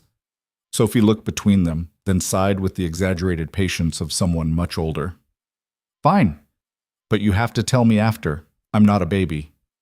Deal, Adrian said. She took her cereal and went to the living room, where Marcus had found an old deck of cards and was teaching her some simple game. Once she was out of earshot, Elena turned on Adrian. You want to fight them. That's what this is about. Yes. That's insane. Maybe. But Marcus is right. We can't keep running. Eventually they'll find us, and when they do, we'll be cornered and defenseless. At least this way we choose the battlefield. You mean you choose the battlefield? Sophie and I don't get a vote? Of course you get a vote. That's why I'm telling you. Elena stood, paced to the window, her arms wrapped tight around herself. I can't believe I'm even considering this. Yesterday I was cleaning houses. Today I'm discussing whether to ambush criminals. You don't have to be part of it. You and Sophie can go somewhere safe while we handle it. And where exactly is safe? You think they won't find us the second you separate from us? She turned to face him. You were right about one thing. We're in this together now. So if you're staying to fight, we're staying too. Elena, but I have conditions. Her voice was steel. First, Sophie doesn't see any of it. Whatever happens, she's somewhere she can't hear or see violence. Second, if this goes wrong, if you're about to lose, You get us out first. Promise me that. Adrian wanted to make that promise, wanted to guarantee her safety, but he'd learned the hard way that promises made in desperation were just lies with good intentions. I can't promise it will work out, he said honestly. I can only promise I'll do everything in my power to protect you both. That's not good enough. It's all I have. They stared at each other across the small kitchen, two people who'd been thrown together by circumstances neither had chosen, now bound by something deeper than employment or obligation. If we do this, Elena said slowly, and if we survive, what then? Do we just go back to normal? You in your penthouse, me cleaning it, pretending none of this happened? I don't think either of us can go back to normal. Not after this. Then what do you want? The question was simple, but the answer was complicated. What did Adrian want? A week ago, he would have said truth, loyalty, clarity. Now, standing in his dead mother's kitchen with a woman who'd seen him at his worst and somehow hadn't run, what he wanted felt both simpler and more terrifying. I want to be the kind of man who deserves to be in your life, he said quietly. I want to build something real instead of tearing everything down. I want... His voice caught. I want to matter to someone without it being about fear or money or power. You already do, Elena said, her eyes shining. You matter to Sophie. You matter to me, not because of who you were or what you had, because of who you're trying to become. The words hit him like a physical thing, breaking through defenses he'd built so high he'd forgotten they were there. Before he could respond, Marcus appeared in the doorway. We've got movement. 2 cars on the road about a mile out, driving slow like they're looking for something. The moment shattered. Adrian moved to the window, saw the distant glint of chrome through the trees. How long? He asked. 10 minutes if they find the driveway. 20 if they're just searching. That's not enough time to set anything up. No, but it's enough time to run. Marcus was already grabbing bags. Back door, through the woods. There's an old logging road about half a mile north. I've got the car hidden there. They moved fast, gathering Sophie, grabbing their things, Elena's hand shaking as she shoved clothes into her bag. Adrian took Sophie, holding her against his chest as they ran out the back door and into the woods. Behind them, they heard car doors slamming, voices shouting. They'd been found. The forest was dense, branches scratching, roots threatening to trip them. Sophie clung to Adrian, her face buried in his shoulder, not crying but trembling with fear. Elena kept pace beside them, her breathing hard, her eyes locked on Marcus ahead. They were 50 yards from the logging road when the first gunshot cracked through the trees. Bark exploded near Adrian's head. He ducked, nearly lost his footing, kept running. More shots, closer now. Marcus returned fire, not aiming to hit but to slow them down. They burst onto the logging road and saw the car. Marcus had the engine running before they even reached it. Adrian threw open the back door, practically tossed Sophie inside, helped Elena in after her. Go! He shouted. Marcus didn't need to be told twice. The car fishtailed on the dirt road, found traction, and launched forward just as their pursuers emerged from the woods. Everyone okay? Marcus called back. We're fine, Elena said, but her voice shook. Adrian looked back through the rear window. The 2 cars had found the logging road, were giving chase. But Marcus knew these roads, had spent the night studying maps and planning escape routes. He took a hard turn onto another dirt path. This one barely wide enough for the car, branches scraping both sides. The pursuing vehicles tried to follow, but one got stuck, the driver overcorrecting and slamming into a tree. The second car kept coming. They're persistent, Marcus muttered. Ideas? Adrian asked. 1. You're really not going to like it. Try me. Marcus pulled out his phone, tossed it to Adrian. Call Morrison. Tell him we're ready to come in. Adrian stared at the phone. It felt like surrender, like admitting defeat, but Elena's hand found his shoulder, squeezing gently. Make the call, she said quietly. Please. He dialed. Morrison answered on the first ring.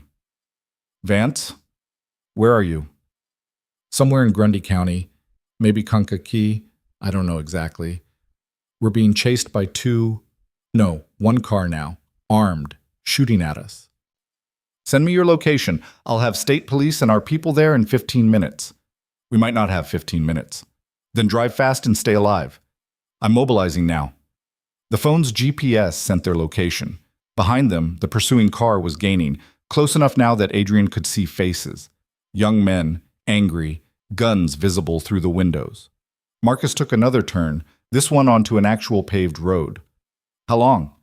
15 minutes. Make it 10 or we're dead. They drove in tense silence, Marcus pushing the car to its limits, the engine screaming.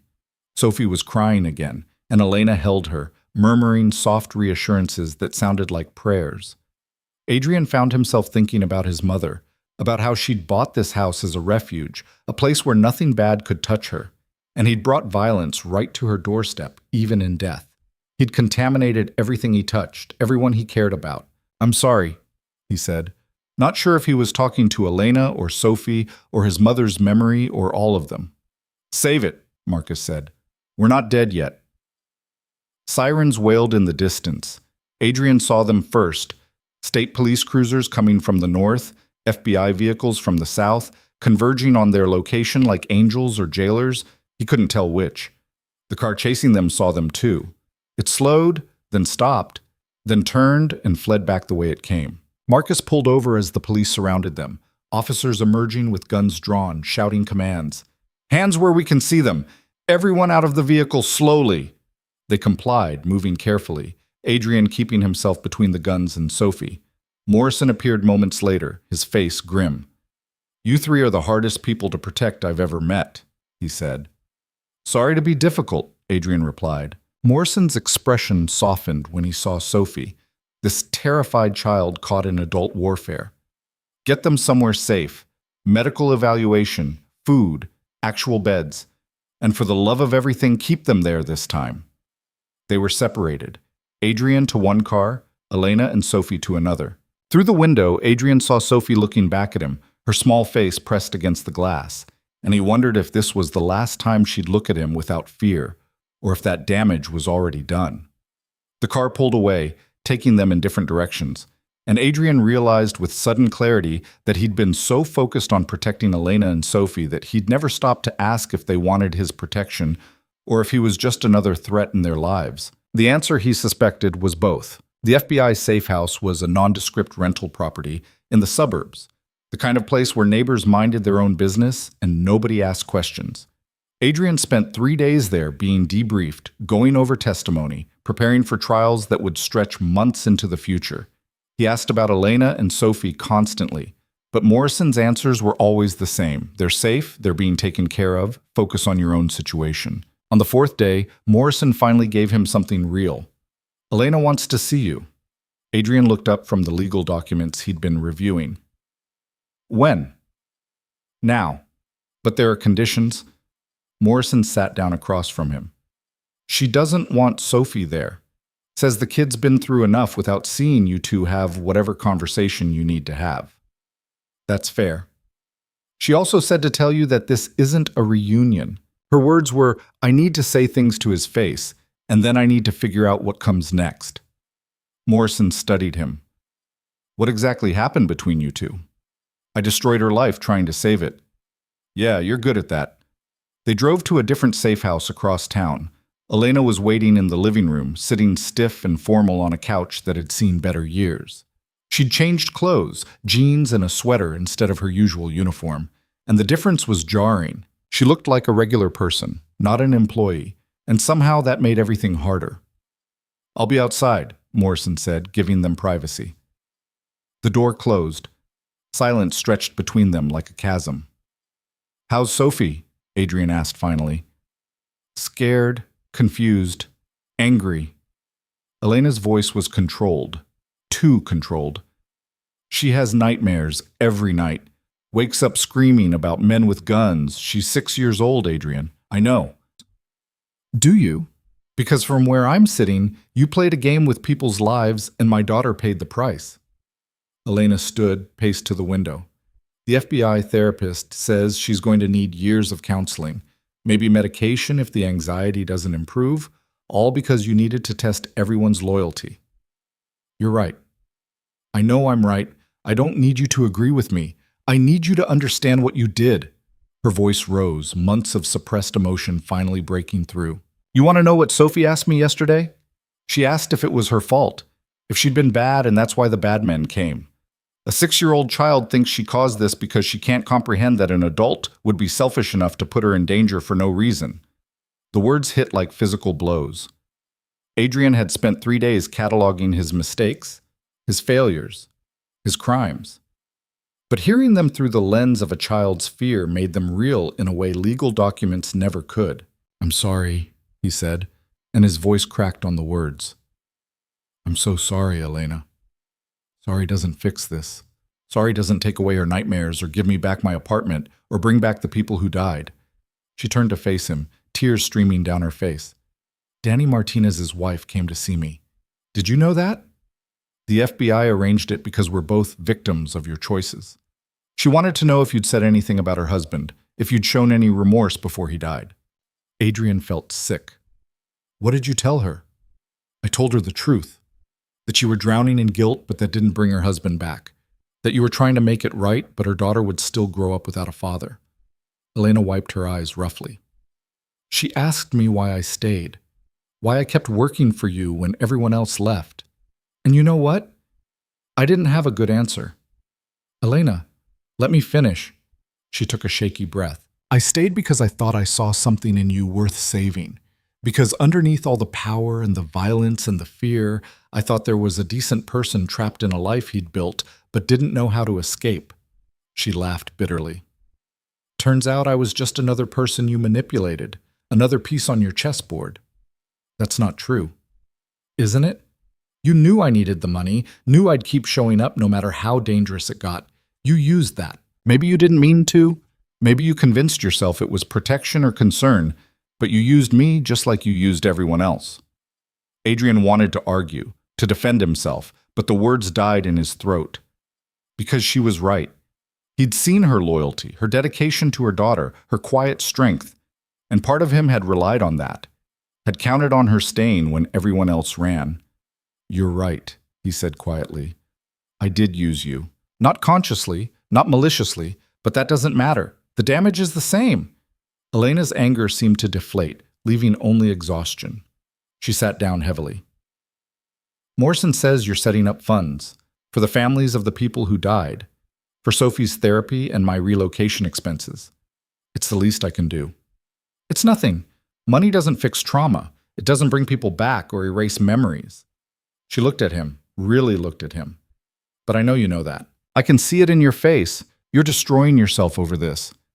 I should be destroyed over it. Maybe. Or maybe you should be doing something more useful than drowning in guilt." She leaned forward. "Danny Martinez's daughter, Maria. She's 4 months old. Her mother's trying to work 2 jobs to make ends meet because victim compensation takes months to process. You want to make something right? Start there.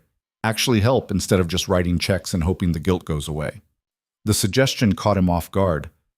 "What do you mean?" "I mean, show up. Be present.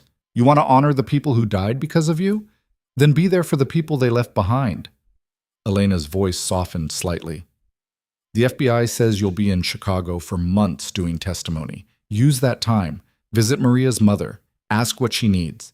Actually do the work of making amends instead of just feeling bad about it." Adrian absorbed this, the idea both terrifying and necessary.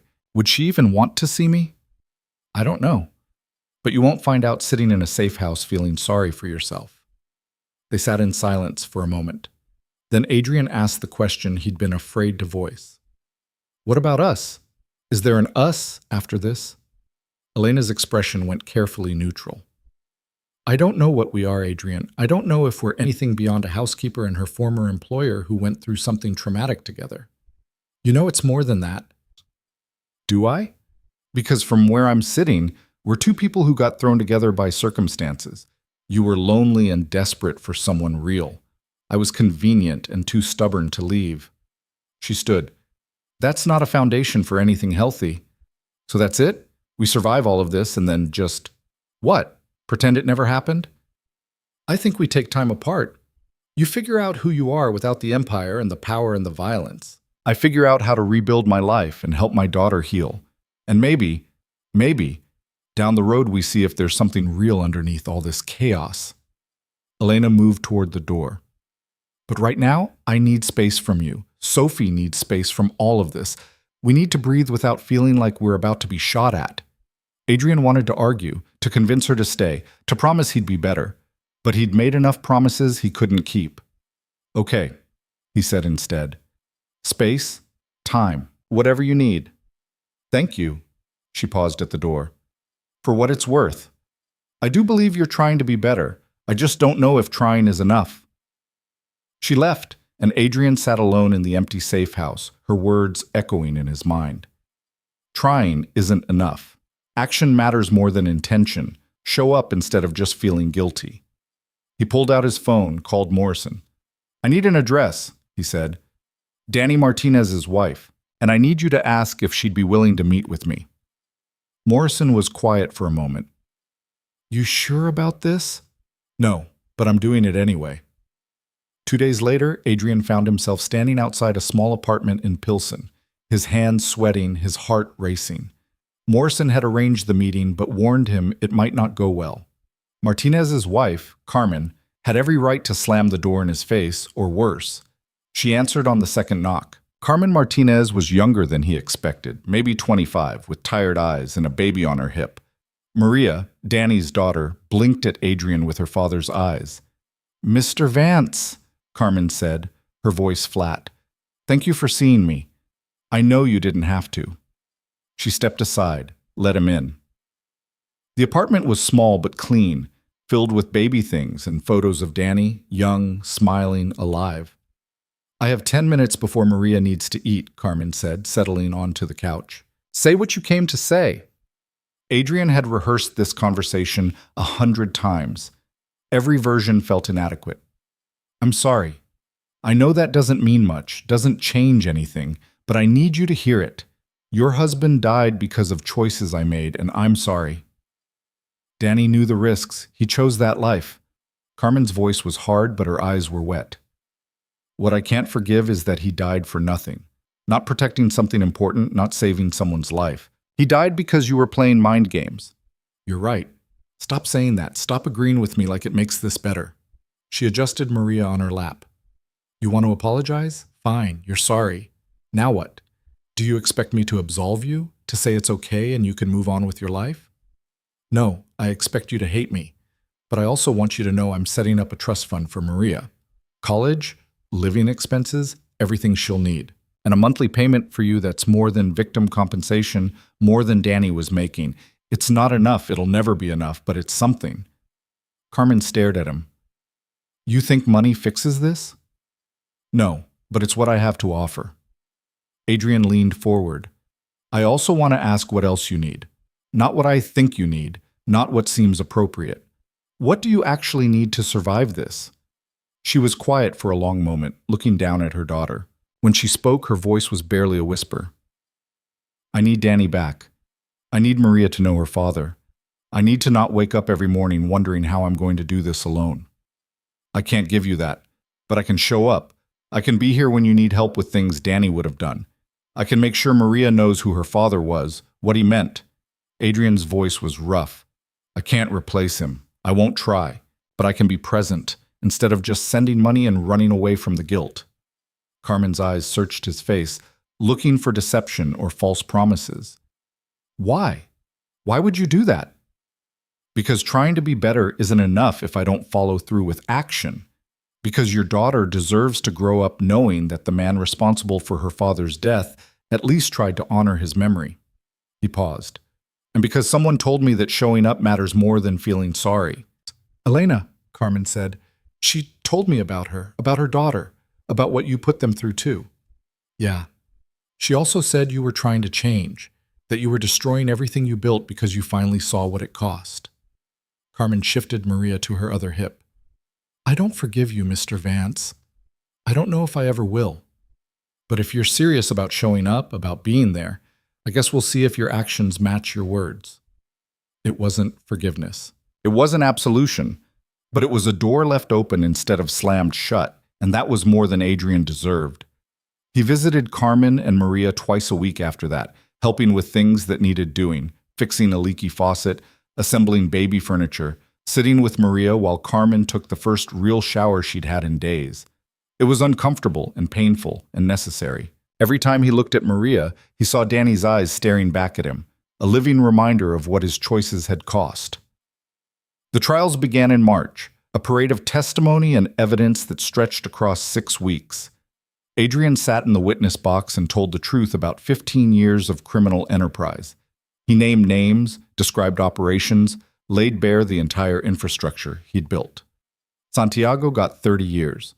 The Pearson crew got dismantled. Half the corrupt politicians in Chicago either resigned or got indicted. Morrison called it the biggest bust in Chicago's history. Adrian called it a bloodletting that came too late. Between court appearances, he kept his promise to Carmen. He showed up, did the work, sat with the discomfort of facing the consequences of his actions every single week. It didn't ease the guilt, nothing could, but it gave him something to do besides drown in it. He didn't see Elena. Morrison said she'd relocated to a different part of the city, that Sophie was in therapy 3 times a week and slowly improving. He wanted to ask for her address, to show up and prove he was changing, but he remembered her words. "I need space from you." So he gave her that space, even though it felt like being slowly hollowed out. Marcus stayed in touch, having taken a job with a private security firm doing legitimate work. "Turns out being good at violence has legal applications," he said over coffee one afternoon. "Who knew?" "You doing okay?" Adrian asked. "Better than you, probably. I'm sleeping through the night again." Marcus studied him. "You look like hell." "Thanks for that." "I'm serious. When's the last time you did something that wasn't court or penance?" Adrian thought about it. "I don't know. Couple months?" "That's what I thought." Marcus leaned back. "You can't spend your whole life apologizing, boss. At some point you have to actually live." "I'm trying." "No, you're punishing yourself. There's a difference." Marcus's voice softened. "Danny's death wasn't your fault alone. Ray's death wasn't your fault alone. They made choices too, knew the risks, stayed anyway. You're not responsible for every bad thing that happened." "Aren't I? I started this whole thing." "And then you ended it. You turned on your own empire, gave the FBI everything, put yourself in danger to stop the violence. That counts for something." Adrian wanted to believe that, but every time he closed his eyes, he saw Danny's face, Ray's smile, Elena's tears, Sophie's fear. The ledger of his life ran so deep into the red he couldn't imagine ever balancing it. 6 months after the trials ended, Morrison showed up at Adrian's apartment, a modest 1-bedroom in a normal building, nothing like the penthouse he'd once called home. "I've got news," Morrison said, accepting the coffee Adrian offered. "The last of Santiago's crew got sentenced yesterday. The investigation's officially closed." "So it's over." "The legal part, yeah. You're free to rebuild your life however you want." Morrison paused. "Elena asked me to give you this." He handed Adrian an envelope. Inside was a single piece of paper with an address and a time. Saturday, 2 p.m. "What is this?" "She didn't say, just asked me to pass it along." Morrison finished his coffee. "My advice? Show up. Stop punishing yourself and actually see if there's something worth saving." Saturday came clear and cold. Adrian stood outside the address Elena had given, a coffee shop in a quiet neighborhood, the kind of place where people read books and worked on laptops, and didn't ask about your criminal past. Elena was already there, sitting at a corner table, a cup of something hot between her hands. She looked different, not as tired, not as scared, just present. "You came," she said when he sat down. "You asked." "I wasn't sure you would. Thought maybe you'd decided to keep punishing yourself instead." Marcus said the same thing. A small smile crossed her face. "Smart man." They sat in awkward silence for a moment. Then Adrian spoke. "How's Sophie?" "Better. Still having nightmares sometimes, but less frequently. Her therapist says she's processing the trauma in healthy ways." Elena looked at him. "She asked about you last week. Wanted to know if you were okay. She shouldn't care if I'm okay. Not after what I put her through. Kids are weird that way. They forgive easier than adults." Elena took a sip of her coffee. "I told her you were trying to be better, that you made mistakes but you were working to fix them. I hope that's true." "It is. I've been seeing Carmen and Maria twice a week, helping where I can, trying to honor Danny's memory. It's not enough, but it's something. Carmen told me, She also said you're surprisingly good at assembling baby furniture. Despite everything, Adrian almost laughed. I have hidden talents, apparently. Elena's expression grew more serious. I asked you here because I owe you honesty. After everything we've been through, the least we can do is be truthful with each other. Okay? I've been thinking a lot about what happened, about my part in it, your part in it, where we went wrong. She set down her cup. And I realized something. I was angry at you for using me, for putting us in danger, but I also chose to stay. Every time you offered me an out, I refused, so I have to own that. You stayed because you needed the job. At first, yeah, but toward the end, I stayed because I cared about you, because I saw someone struggling to be better and I wanted to help. That was my choice, and I can't blame you for it. Adrian felt something tight in his chest loosen slightly. So where does that leave us? I don't know yet, but I think it leaves us here, having coffee, being honest. She met his eyes. I told you I needed space to figure out who we are without the chaos. I've had that space, and what I figured out is that I miss you. Not the boss, not the crime lord, not the man with all the power. I miss the person who sat in his kitchen at 6 in the morning talking about his problems. The person who taught my daughter breathing exercises during a panic attack. The person who showed up. I miss you too, both of you. Adrian's voice was rough. But I don't know how to be in someone's life without bringing danger with me. The danger's gone, Adrian. Santiago's in prison. Your empire's destroyed. You're just a guy now, starting over, trying to figure out what comes next. She reached across the table, her hand hovering near his. And I'm just a woman with a kid, trying to do the same thing. Maybe we can figure it out together, not as boss and employee, not as rescuer and victim. Just as two people who've been through hell and came out the other side. Adrian looked at her hand, then at her face, open, hopeful, scared. He thought about all the times he'd tested loyalty, demanded proof, refused to trust. And here was Elena, offering him something without conditions or guarantees, asking him to leap without knowing if she'd catch him. He took her hand. I don't know who I am without the power and the fear, he admitted. I spent 15 years being someone terrible, and 6 months trying to atone for it. I have no idea what comes after that. Then let's find out together. Elena squeezed his hand. No promises about forever, no grand gestures, just two people having coffee and seeing where it goes. That simple? Yeah, that's simple.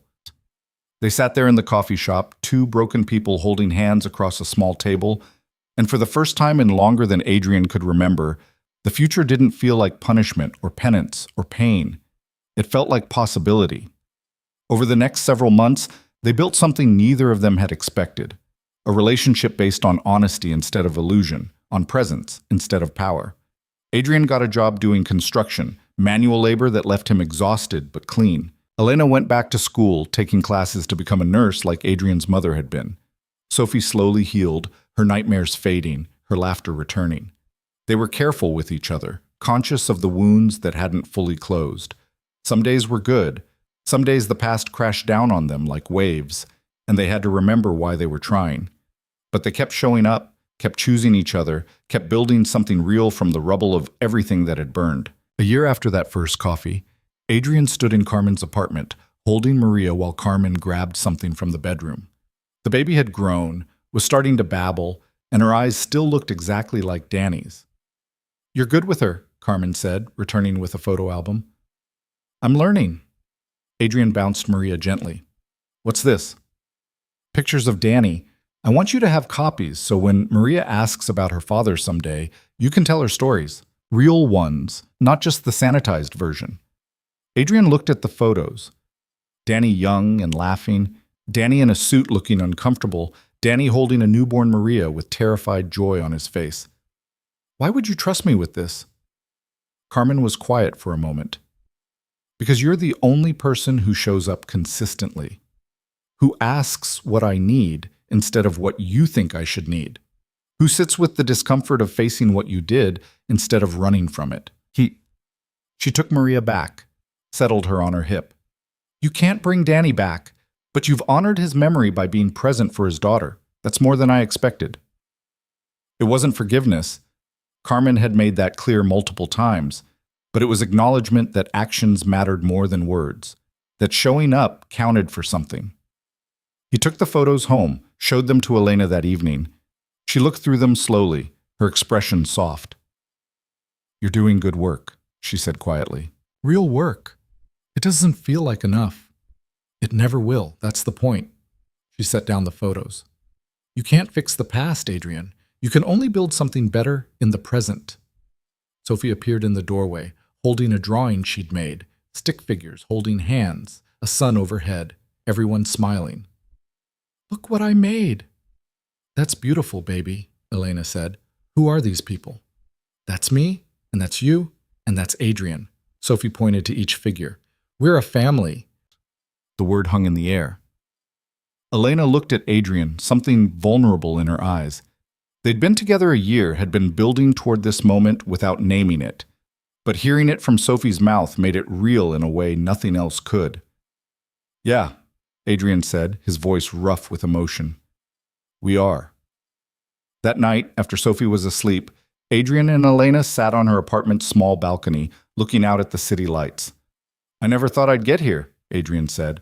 "Never thought I'd have something real, something worth keeping." "You almost didn't. You almost destroyed yourself and everyone around you trying to find truth in all the wrong places." Elena leaned her head on his shoulder. "But you stopped. You changed. You chose to build instead of destroy." "I had help. We all need help." She was quiet for a moment. "Carmen called me last week, said she's starting a foundation in Danny's name, for families of crime victims, helping them get resources and support. She wants us both involved." "Us?" "Yeah, she said Danny would have wanted his death to mean something beyond just grief, that helping other families would honor him better than just remembering." Elena lifted her head to look at him. "What do you think?" Adrian thought about Danny's eyes staring at him from his daughter's face, about Ray who'd died trying to protect Elena's building, about all the people who'd suffered because of choices made in darkness and fear. "I think it's exactly the kind of work I need to be doing," he said. "Not just surviving or atoning, but actually building something that helps people. It won't erase the past. No. But maybe it gives the past some meaning. Maybe it turns all that pain into something useful." They sat there in the darkness, two people who'd walked through fire and somehow found each other on the other side. It wasn't a fairy tale ending.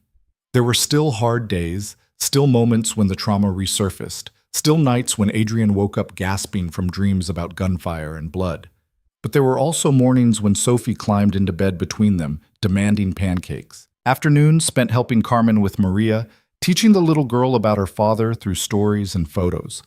Evenings at the foundation, helping other families navigate the aftermath of violence. Life wasn't perfect. It was messy and complicated and sometimes still painful. But it was real, and it was honest, and it was theirs.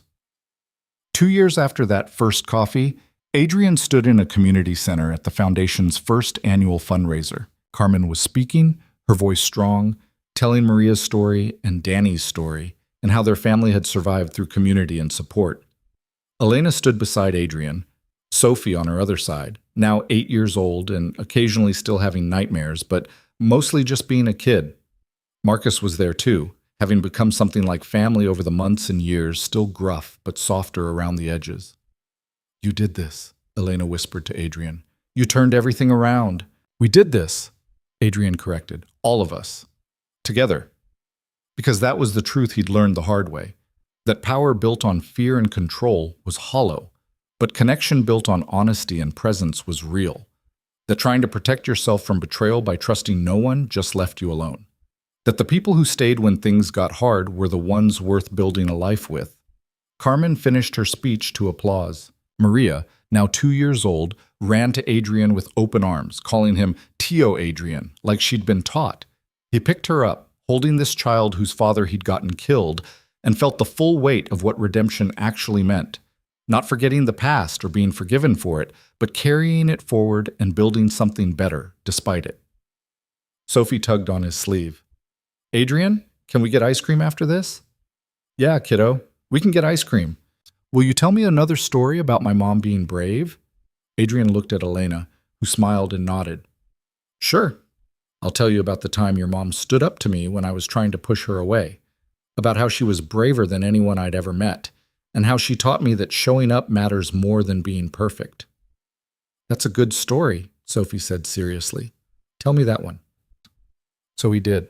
Standing in a community center surrounded by people he'd hurt and people he'd helped, and people who were still figuring out which category he fell into. He told the story of a housekeeper who'd refused to run, of a little girl who'd survived trauma and was learning to thrive again, of a man who'd built an empire of darkness and then burned it down to find light. It wasn't a neat ending. Real life never is. But it was an honest one, and after years of living in lies and illusions, honesty felt like the most radical truth of all. As they left the fundraiser that evening, Adrian, Elena, Sophie, Marcus, Carmen, and Maria, walking together toward a future none of them could have predicted, Adrian realized something fundamental had shifted. He'd spent years asking who would stay when the power was gone, testing everyone around him, convinced that all relationships were transactions. But the real question wasn't who would stay, it was whether he'd learned to recognize and value the people who did. Whether he'd learned that love and loyalty weren't things you could test or demand, but things you built through consistent presence, through showing up even when it was hard, through choosing connection over control.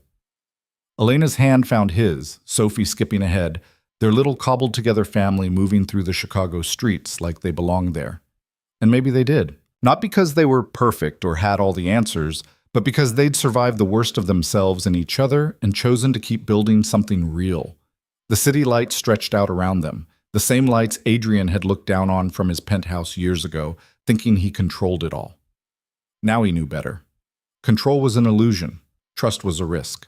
And love, real love, was showing up for someone even when you had nothing to offer but your presence and your willingness to be honest about your brokenness. It was enough. Not perfect, not easy, but enough.